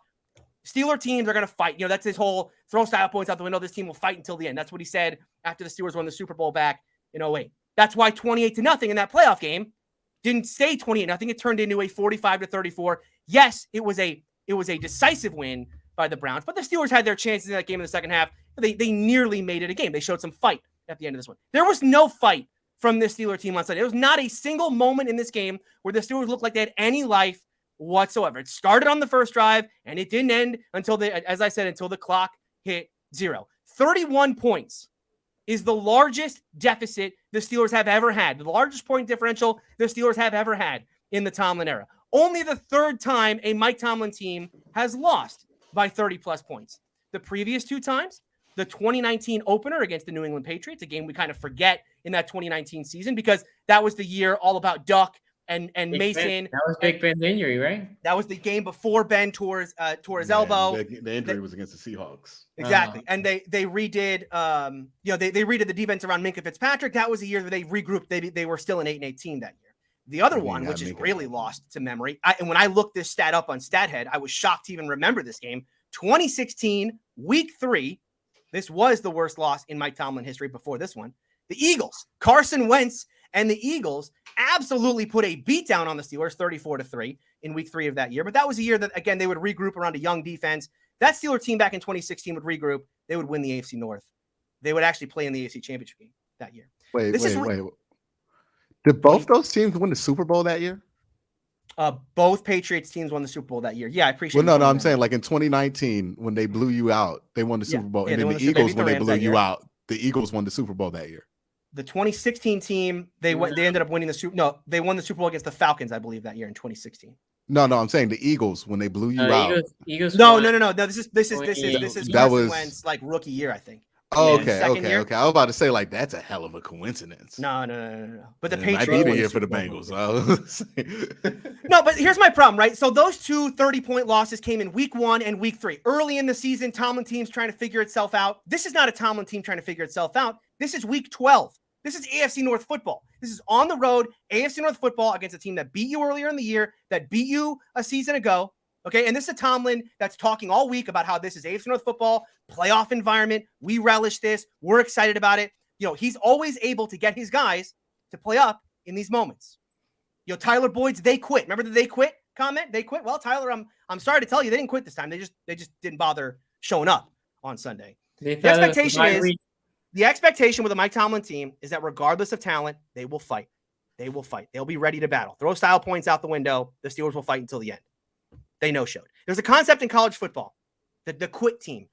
The quit team in college football. When there's down the stretch, when there's nothing to play for, no conference title on the line, you're not playing for a bowl game anymore, teams quit. Look at the Florida Gators. Now, I'm not saying the Steelers are a quit team. It's crazy to say that the Pittsburgh Steelers, coached by Mike Tomlin, are a quit team. But take the jersey off for a second. Go watch that game without knowing that it's a Steeler emblem on their helmet and knowing that this team is coached by Mike Tomlin.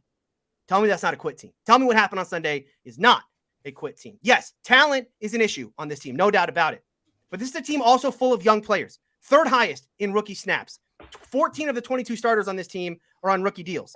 Now, I'm not saying that Tomlin. I'm not ready to definitively say that Tomlin lost his locker room, but this was very un-Tomlin-like what happened on Sunday. And for a team full of young talent, Ben Roethlisberger's not the issue. T.J. Watt's not the issue. Minka Fitzpatrick's not the issue. Cam Hayward's not the issue. But those guys can't get these young guys playing Steeler football. That's the discussion. The discussion today, all the memes and all that. And hey, Tony, you were so wrong. That's all fine. That's all fine to me. The thing that concerns me about this team is what is Steeler football, and is this young Steeler team ready to quit on this season, or are they going to actually play the style of Mike Tomlin football that we'd seen to this point? The throw style points out the window. Yeah, we're not very good, but we're going to fight until the bitter end. Discussions need to be had certainly about Devin Bush, Chase Claypool, Terrell Edmonds, Kendrick Green. Right? These are not, and by the way, these are not like fringe Trey Norwood, James Pierre 7th round picks. These are day 1 and day 2 type players, right? Discussions need to be had about those players. So, you know, the disappointing part for me coming out of this game is that there was a point this year where it looked like, hey, they maybe got a young core you can build around. Today, I'm wondering which of these young guys is ready to play Steeler football. Okay. Maybe they need to put some music in the practice. That's it. That's what it is. Yeah. Okay, Tony, can you read the super chat? Yeah. Aquila the Great, a $5 super chat says this channel is genius. Pit a bunch of fan bases against each other and have them pay to have their voice heard above the mob. Genius is GG boys. We're just stealing what the NFL gave us. You know what I mean? How dare you peek behind the curtain here, Aquila? Saying the quiet part loud. Money runs in bands. A $2 super chat here says, Ace telling Sammy wait, no. Run that back, Tony. What? Money? Run that name read back. Money run in bands? Yeah, it's not runs in bands. Oh, sorry. 2 Americans. Money runs in bands. $2 super chat. You know, all these run together. You do so many super chats in a day. You got to read these usernames. Ace tells Sammy his team in the gutter stay put. Who's Sammy? I think it's the guy who was like, "Oh, the Bengals ain't beat the Browns yet." I don't know, man. This ain't the year to put your chest out about the Browns this year, man. I'm just saying here. I still feel like they could win that game against Cincinnati, but I would not be surprised if they put up another duker. I mean, the only time they've lost to Cincinnati is when they were putting a duker up at the end of 2019, and this looks like 2019. So you know, it might be a duker to duke again. You know what I mean? There's nothing about this Browns team that inspires confidence in me. But you know, hey, shout out to you if you can feel confident. I don't know in what, but you know, inspired. Ira with a $2 super chat here says Steelers move up and make a play at quarterback prospects. Again, I mean, this is going to be the most annoying part of the offseason is everything between the Super Bowl and the draft is going to be trying to convince people that Tomlin wants a veteran. Like until March hits and they actually sign a veteran, we're going to have to deal with which rookie prospect are they going to get? Is it going to be Matt Corral? Is it going to be Malik? Is it going to be Malik? I have a take here, Tony. Yeah. The Steelers end up with Andy Dalton and Joe Flacco battling it out for the starting job. And what throw Baker? You missed one. You should have thrown Baker Mayfield in there for good measure, but I'll give you a B- for troll. You needed to throw Baker in there. No, you need a veteran. Case Keenum's available, and Brown's Twitter telling me he's great. So you know, Case Keenum to the Steelers. Let's do it. I mean, he's just not mobile enough, right? The trolls have to be like a mobile. No. Case Keenum just as mobile. You know what I mean? Case Keenum apparently he's mobile. Just as mobile as Baker, right? And that's what they telling me. Yeah, that's not true. Kiani knows $2 super chat here. Boyd comments living rent free in Tomlin's head. I don't think Boyd's comments lived rent free in anybody's head because the Steelers certainly didn't care. He said something like the day before the game, he was like, we don't need to worry about Tyler Boyd. We need to worry about Jamar Chase or something like that. He tried to like say something back to him at first. So there was the one conference where he kind of responded to it.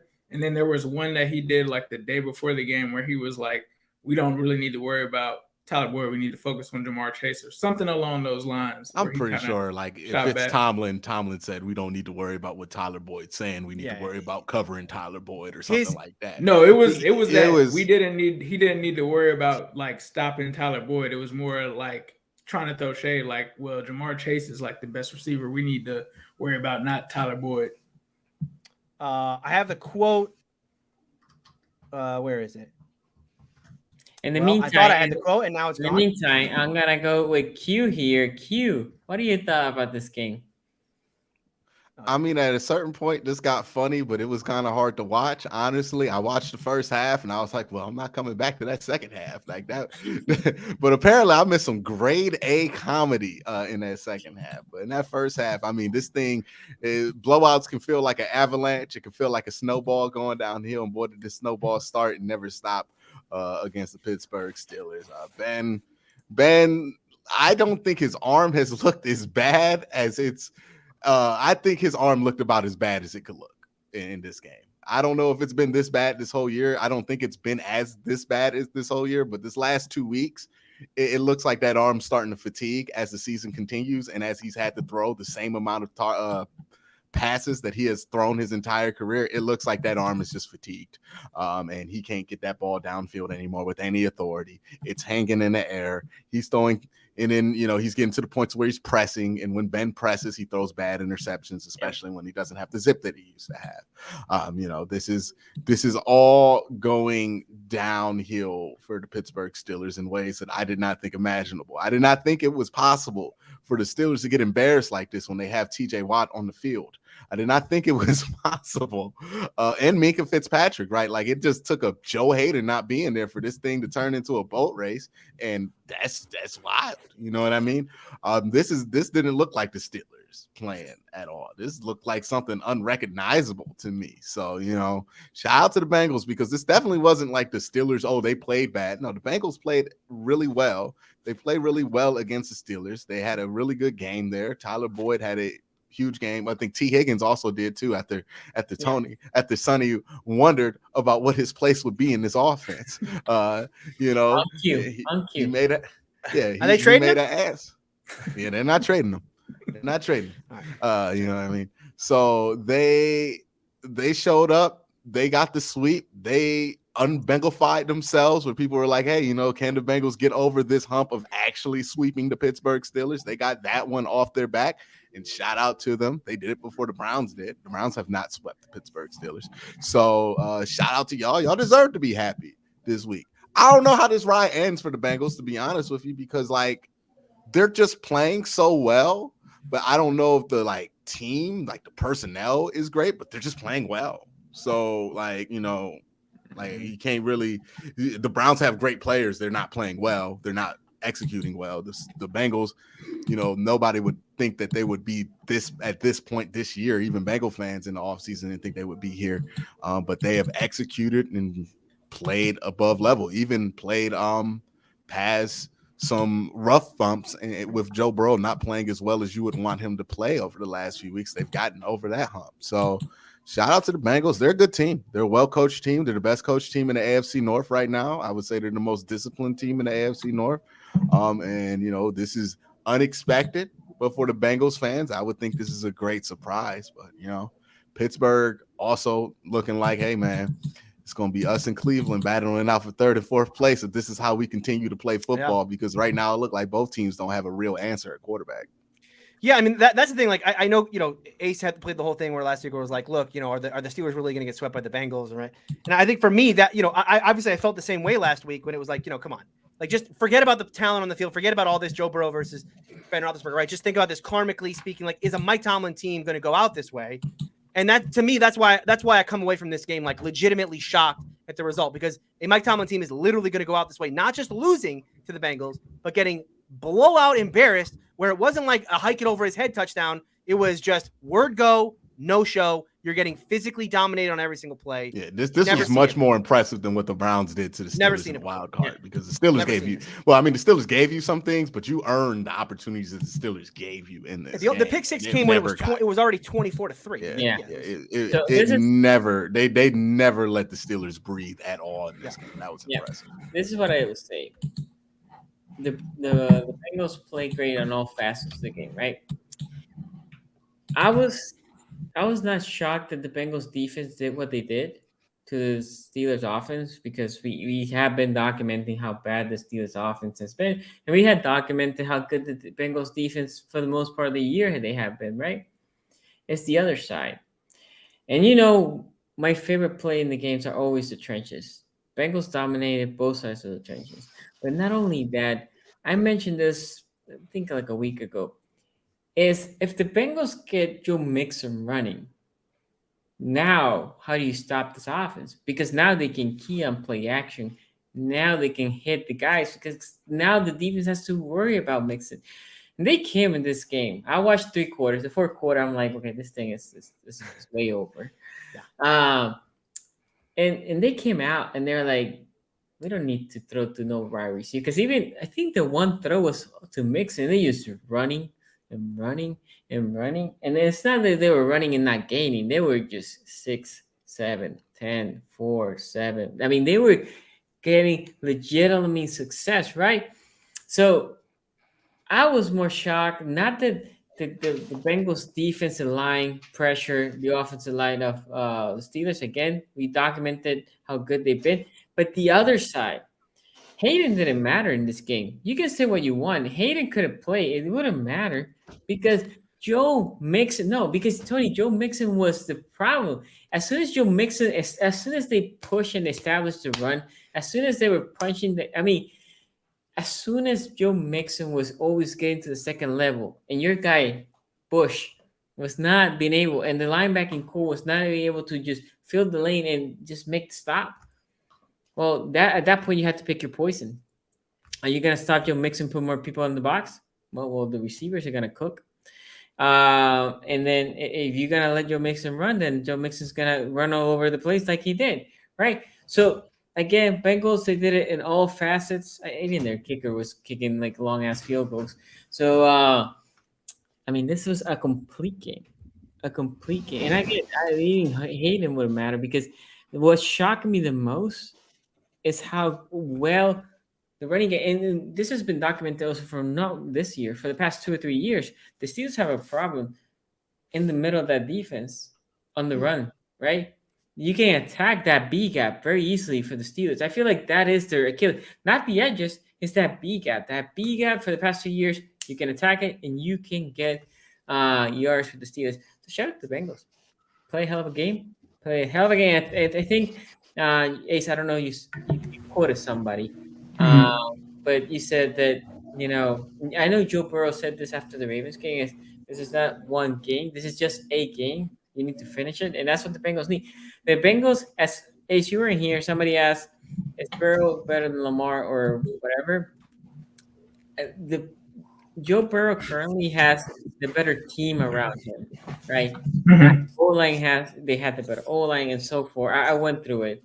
So they have all the tools. I disagree here with Tony and Ace. I think, I'm sorry, and Q and the Mean League. I think the Bengals, they should. I think you'll be disappointed. If you're a Bengals fan and you don't win this division, it should feel like a disappointing because you have been the healthiest you've been in years.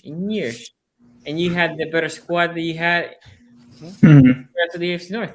So you got one game up on the Ravens fans. You guys, that's cool and all. Like the division is cool, and I think there was one point earlier in the season where I said like the Ravens were the model, and I think sometimes we put too much into just winning the division, right? Like, yeah, the Steelers won the division, but look what happened to them in the wild card. Like I've been in that position as a Bengals fan. We've won the division, and then another team from the division ends up doing better in the playoffs. So for me, like the division is cool, right? Like, but if we win the division and lose the first playoff game, what does that mean? If we don't win the division and then we win the playoff game and the other team that wins the division gets eliminated in the wild card, what does that really mean? So it's cool to win the division. It's nice to have bragging points and stuff like that. But, if we win the division and then go out and lose first round, I can't really, what am I really like bragging about? If the Ravens end up going to the second round after that,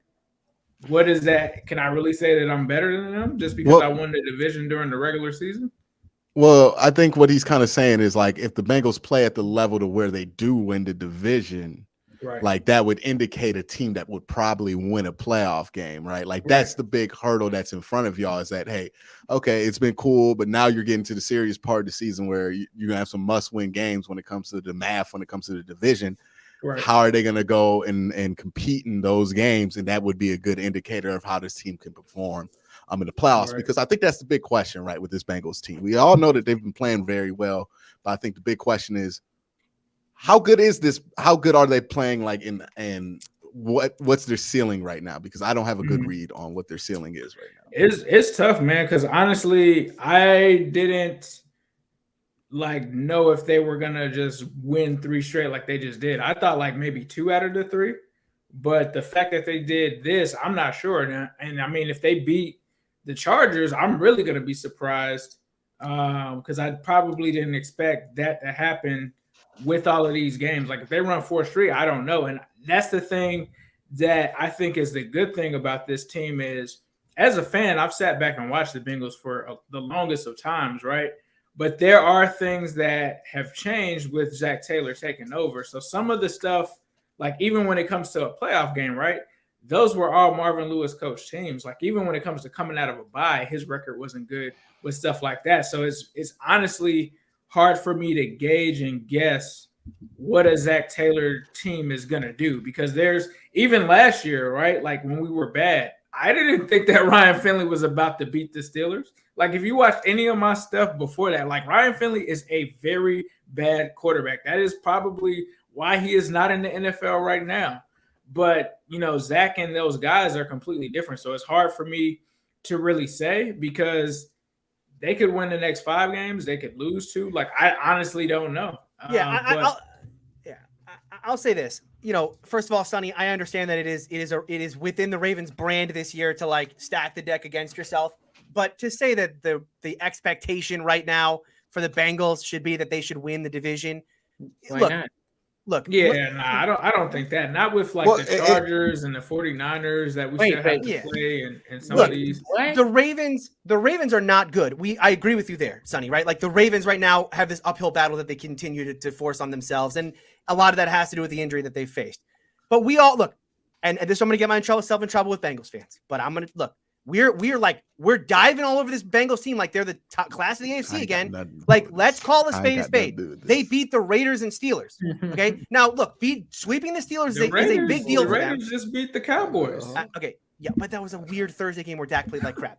Look, sweeping the Steelers is a big deal for them because it is like a over the hump, like we did something here type of deal. Right, but we're acting like this team just beat, you know, the Chiefs and the Bills in back-to-back weeks, something like that, right? Where they really beat like class of the AFC.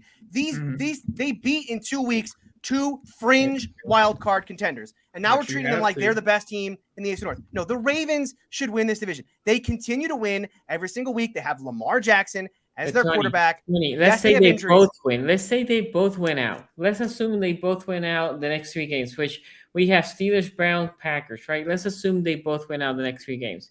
Still, if the Bengals beat the Ravens, they're on top of the division. And if they win out the same as the Ravens. I understand, but to say that a team that won like 5 games last year, who, yes, is playing well this year, but this team did lose to the Jets 3 weeks ago or 4 weeks ago, whatever it was, right? And their best wins down this stretch are beating the Raiders and Steelers. Again, I think it's unfair to put on that team like, well, if you don't win the division, it's a disappointment. Like this team, if they get into the playoffs, it's going to be a massive success for them this year, especially considering that they're going to likely make the playoffs and the Browns won't. I think it's, again, I understand what you're trying to say, like this whole like, well, look at what these scrappy Ravens are getting by. But I'm not saying that. But to put on the Bengals, say like, well, if you don't win the division, it's actually a disappointing year. Like, come on. No, I didn't say it was a disappointing year. I'm saying that they should. If you look at like let's just detach Ravens and Bengals fan your fandom, and even look at the schedule. But even if you say we're gonna go 3-0 in the next 3 games, and Ace, I can't remember who your next 3 games, but assume the Bengals are going 3-0 and they meet up, right? That's gonna be a tough one. But okay, let's assume they meet up, right? The Bengals right now, if you go to the roster, let's take quarterbacks. Quarterback is very polarizing now. Let's take the rest of the positions, and you rank Ravens and Bengals. Bengals are gonna rank higher in most of those positions than the Ravens right now.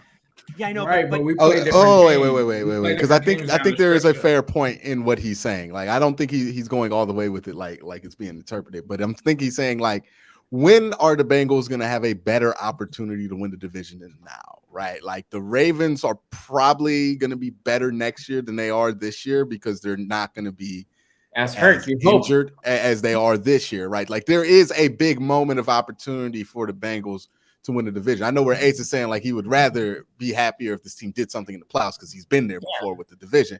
But also, you know, when else are the Bengals going to be able to put themselves in this good of a position to succeed in the playoffs than they have right now?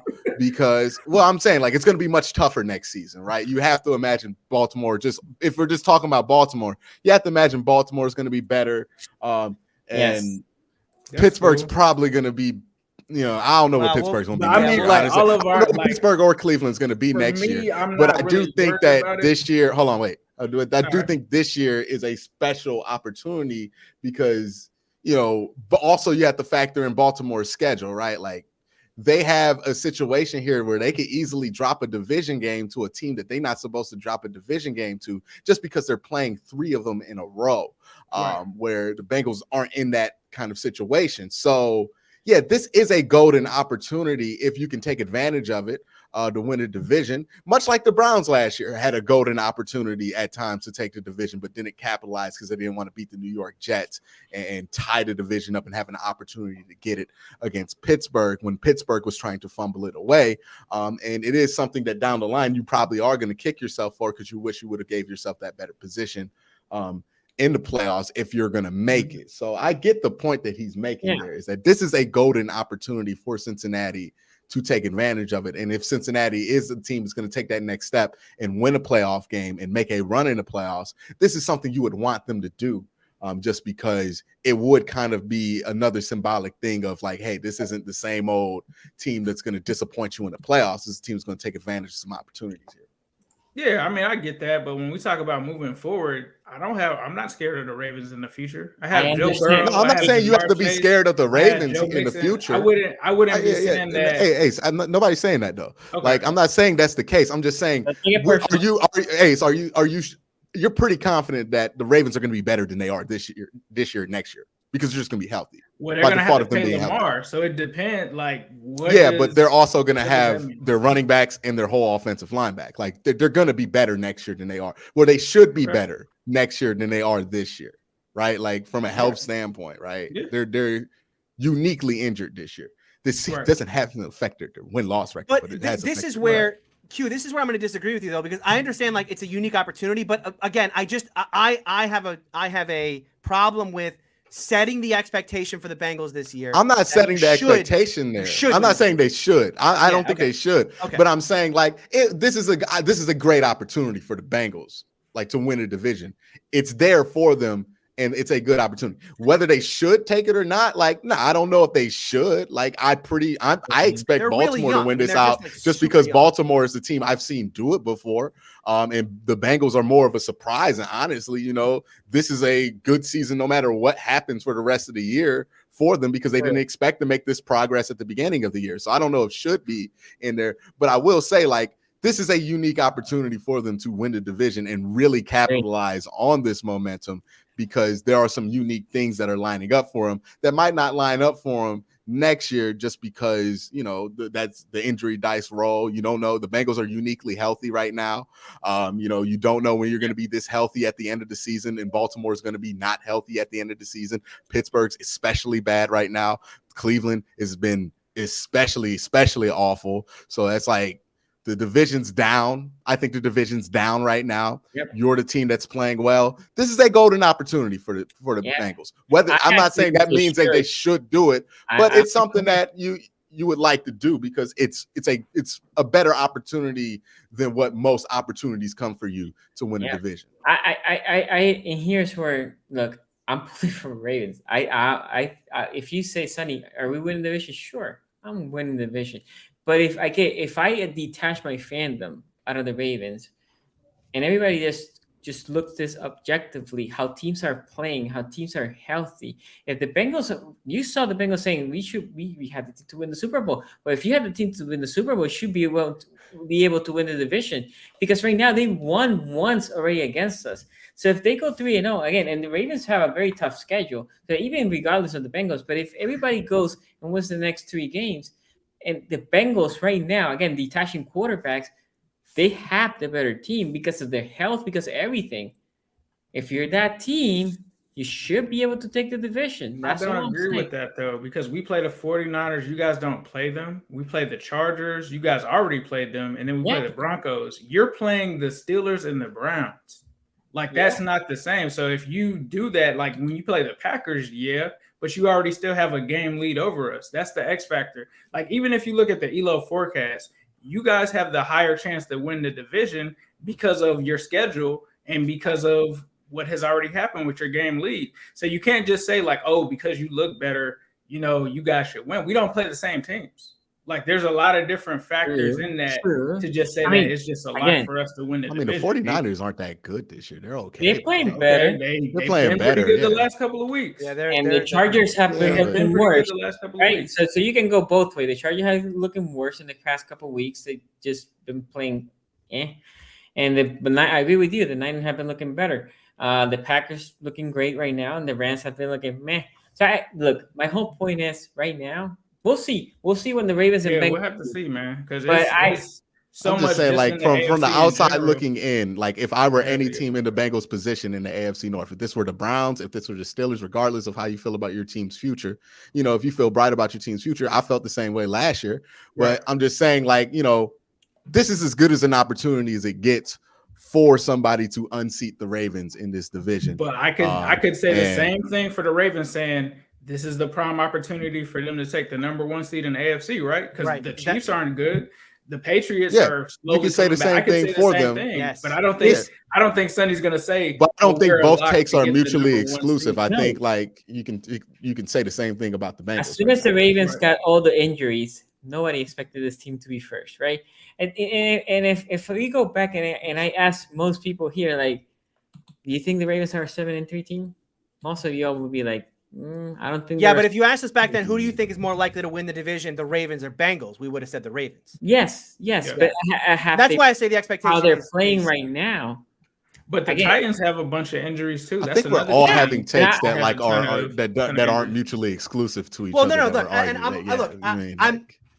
I'm not trying to say that the all Bengals these things can't can be win true the at the division. same time. That's what you're saying. By the way, definitely, I pissed off a lot of Bengals fans in chat because I think they misunderstood what I was saying. No, you're saying that.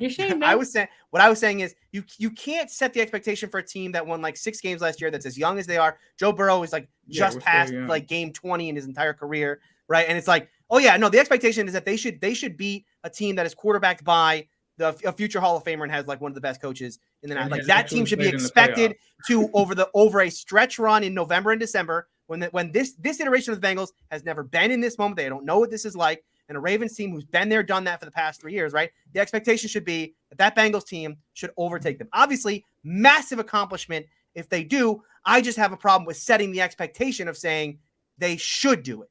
Yeah, right. But also though, here's one thing I just really want to. I'm not saying we can't. I'm just saying the fact that saying that we should. I get that. I don't agree with but also, here's the thing that I'm just saying. You don't know when you're going to be back in this spot, right? Like you're going to have this good of an opportunity, and when you do have those opportunities, you want to capitalize on those opportunities, right? Big. Because we can all assume that we're going to be back in the same spot over and over again, but very rarely does it happen, right? How many times have we seen a team go to the Super Bowl? Right? I remember the Cam Newton Panthers, right? When they went like 15-1 and they lost that Super Bowl game, everybody was saying they're going to be back. They never came close to coming back, right? The Cleveland Browns last year, hey man, they're going to be even better next year. And we're back in the dumpster seat, right? The future is never guaranteed.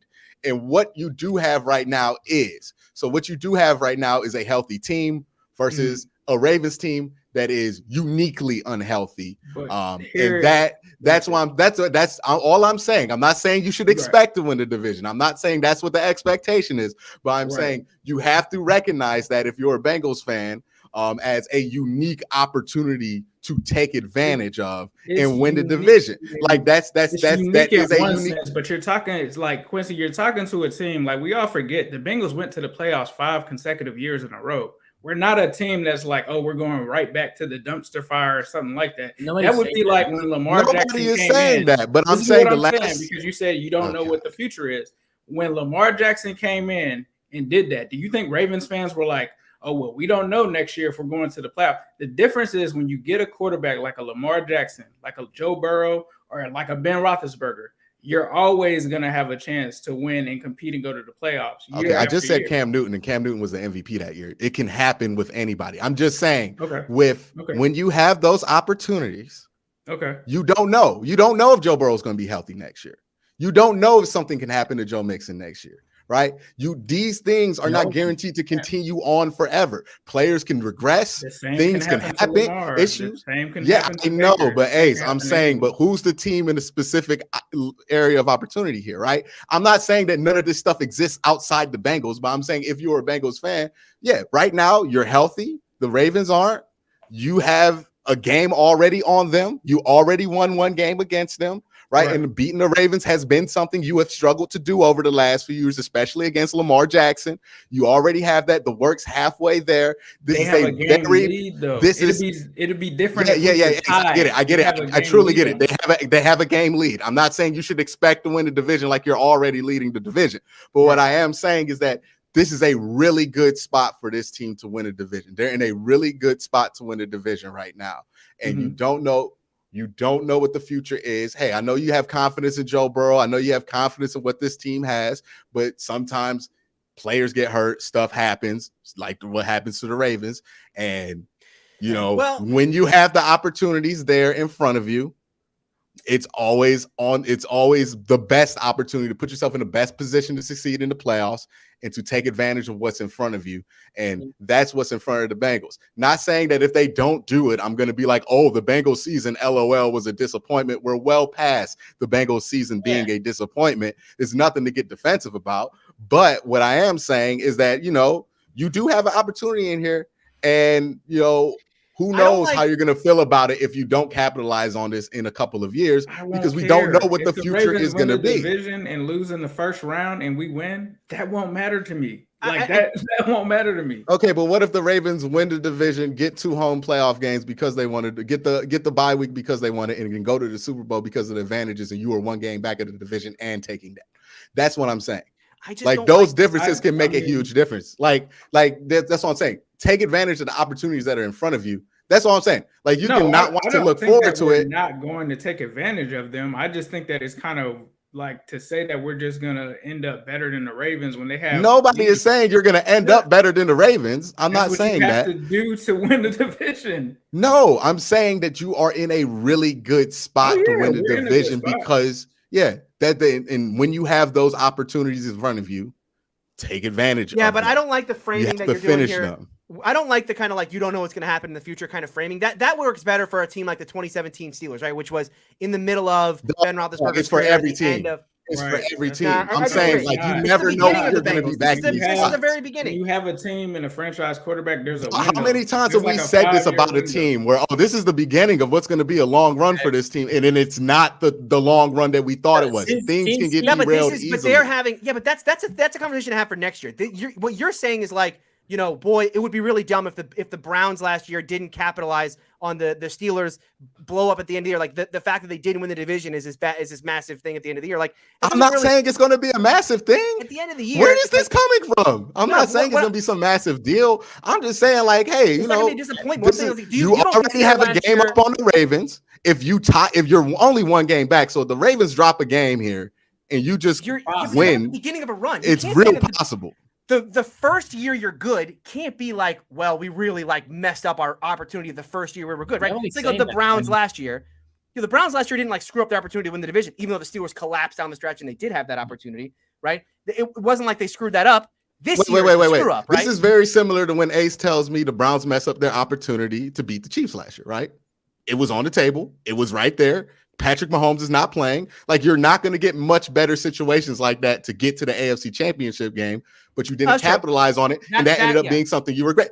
Though you don't know when those kind of moments are going to come up. You have like 5 games left, though. Like in the Pat Mahomes game, that's bro, y'all not listening to me at all. It's the same concept of there is a opportunity in front of you that you don't know what the future is going to be. No NFL team has a guaranteed future because this is a violent game. So, you have to play for now. Like, it just is what it is. When you're in that spot, when you have the chance to win a division, when you have the chance to better your playoff positioning and secure and make your life easier in that part of the road, you have to make sure of it, because in the NFL, any team that makes the playoff can win the Super Bowl. Yeah, any team that makes the playoff can win the Super Bowl, and you never know when it's going to be your year. So you better make sure every single time you put yourself in the best position to do that. So, and you can laugh or whatever, but the Giants won the Super Bowl. The Giants won the Super Bowl 2 times when they were never supposed to even come close to it, right? You never know when it's going to be your year, so do everything you can. They did not win the division. They won the like, to me that doesn't. To me, that's not. This isn't just about winning the division, though, Ace. This is about putting yourself in a better playoff positioning. If you're the you are talking to a Bengals fan who has made. You're trying to school a Bengals fan as a Browns fan. Like, you guys have a history of making the playoffs. What the fuck does my team affiliation have to do with what I'm talking about right now? Game, like, just because I'm not trying to give you game. I'm just saying all right, man. End the show. Whatever the fuck. Let's just end the show. We have some super chats. We got super chats. Hold on. I'm tired. Okay, Super Sassy, thank you for the donation. And then Tony, here you go. Yeah, Larry Davis, $5 super chat says, Q, Hollywood making plays while Browns wide receivers eating buttered popcorn. Tony, Bush got benched while Patrick Queen is making plays. Bush got a ways to go now. I don't know why people, like, I get that, like, yes, I was, you're hard on Patrick Queen. I was hard on Patrick Queen, but, like, I'm very hard on Devin Bush, too. So it's always, You barely mentioned him, but whatever. That's matter. I barely mentioned him? Go back to, like, the last 5 reviews. Patrick Queen? No, he made a big deal on Patrick Queen. I made a big deal on Patrick Queen. I've made a big deal on Devin Bush the last, like, 5 shows. Larry Davis, $5 super chat here says, Ace, slow your roll, bro. Bengals have to learn to deal with success. Last big win, you got a skull dragging from the Jets. Sonny, Lamar needs glasses. Oh, after that game, he might. The season's not even over yet. Is this going to be a 30 for 30 situation? No. Mr. Whisper with a $5 trooper that says, okay, guys, is it fair to say Mayfield is the new Andy Dalton? Inconsistent play, limited measurables, can win big games and lose to bad teams, etc. He ain't even been Andy Dalton this year. Tim Otts, $5 super chat says, Ravens fan, the Bengals have shown the ability to play on both sides of the ball more consistently than the Ravens. They should be favored to win then. I'm not even gonna say it anymore. I think we beat that one. We went through that talk. Crazy Mad with a $5 super chat says, if the Bengals win the division, they beat up the Chargers, they beat up the Chargers, Broncos, Chiefs, Niners, and Ravens the rest of the way out. If it happens, they are a Super Bowl. I'm not even saying they're gonna sweep the rest of the schedule, because I'm not thinking the Ravens are gonna sweep the rest of the schedule either, right? If the Bengals go 13-4, man, anybody can lose any weekend. Bengals go 13-4. I'll change my tune on like what their expectation should be. But come on. I agree with that. Go ahead. Dakota Holcomb with a $2 super chat say, Ace, just say we're gonna win it. I'm taking the same motto as the team, bro. 1-0 each week. Try to go 1-0 each week before you start talking about that. Larry Davis, $2 super chat says, keep it moving, guys. That horse has died. Yes, I think we beat that one pretty good. Eclectic Tyrone says, $5 super chat here. Q is right. Ace is just nervous about the weight that comes with being I've been the king before. We've been the AFC North champ before. Like, this isn't new to us. Yeah, we'll revisit this in 3 years. Yeah. And that note, guys, thank you for everybody. This was an amazing show. Thank you for everybody that did the donations. Thank you for the super chat. Thank you for everybody that is there. Just make sure on the way out, make sure you have a like. And if you're watching the replay, make sure you leave that comment. Thank you for appreciate all the super chats today. Thank you. We'll see you.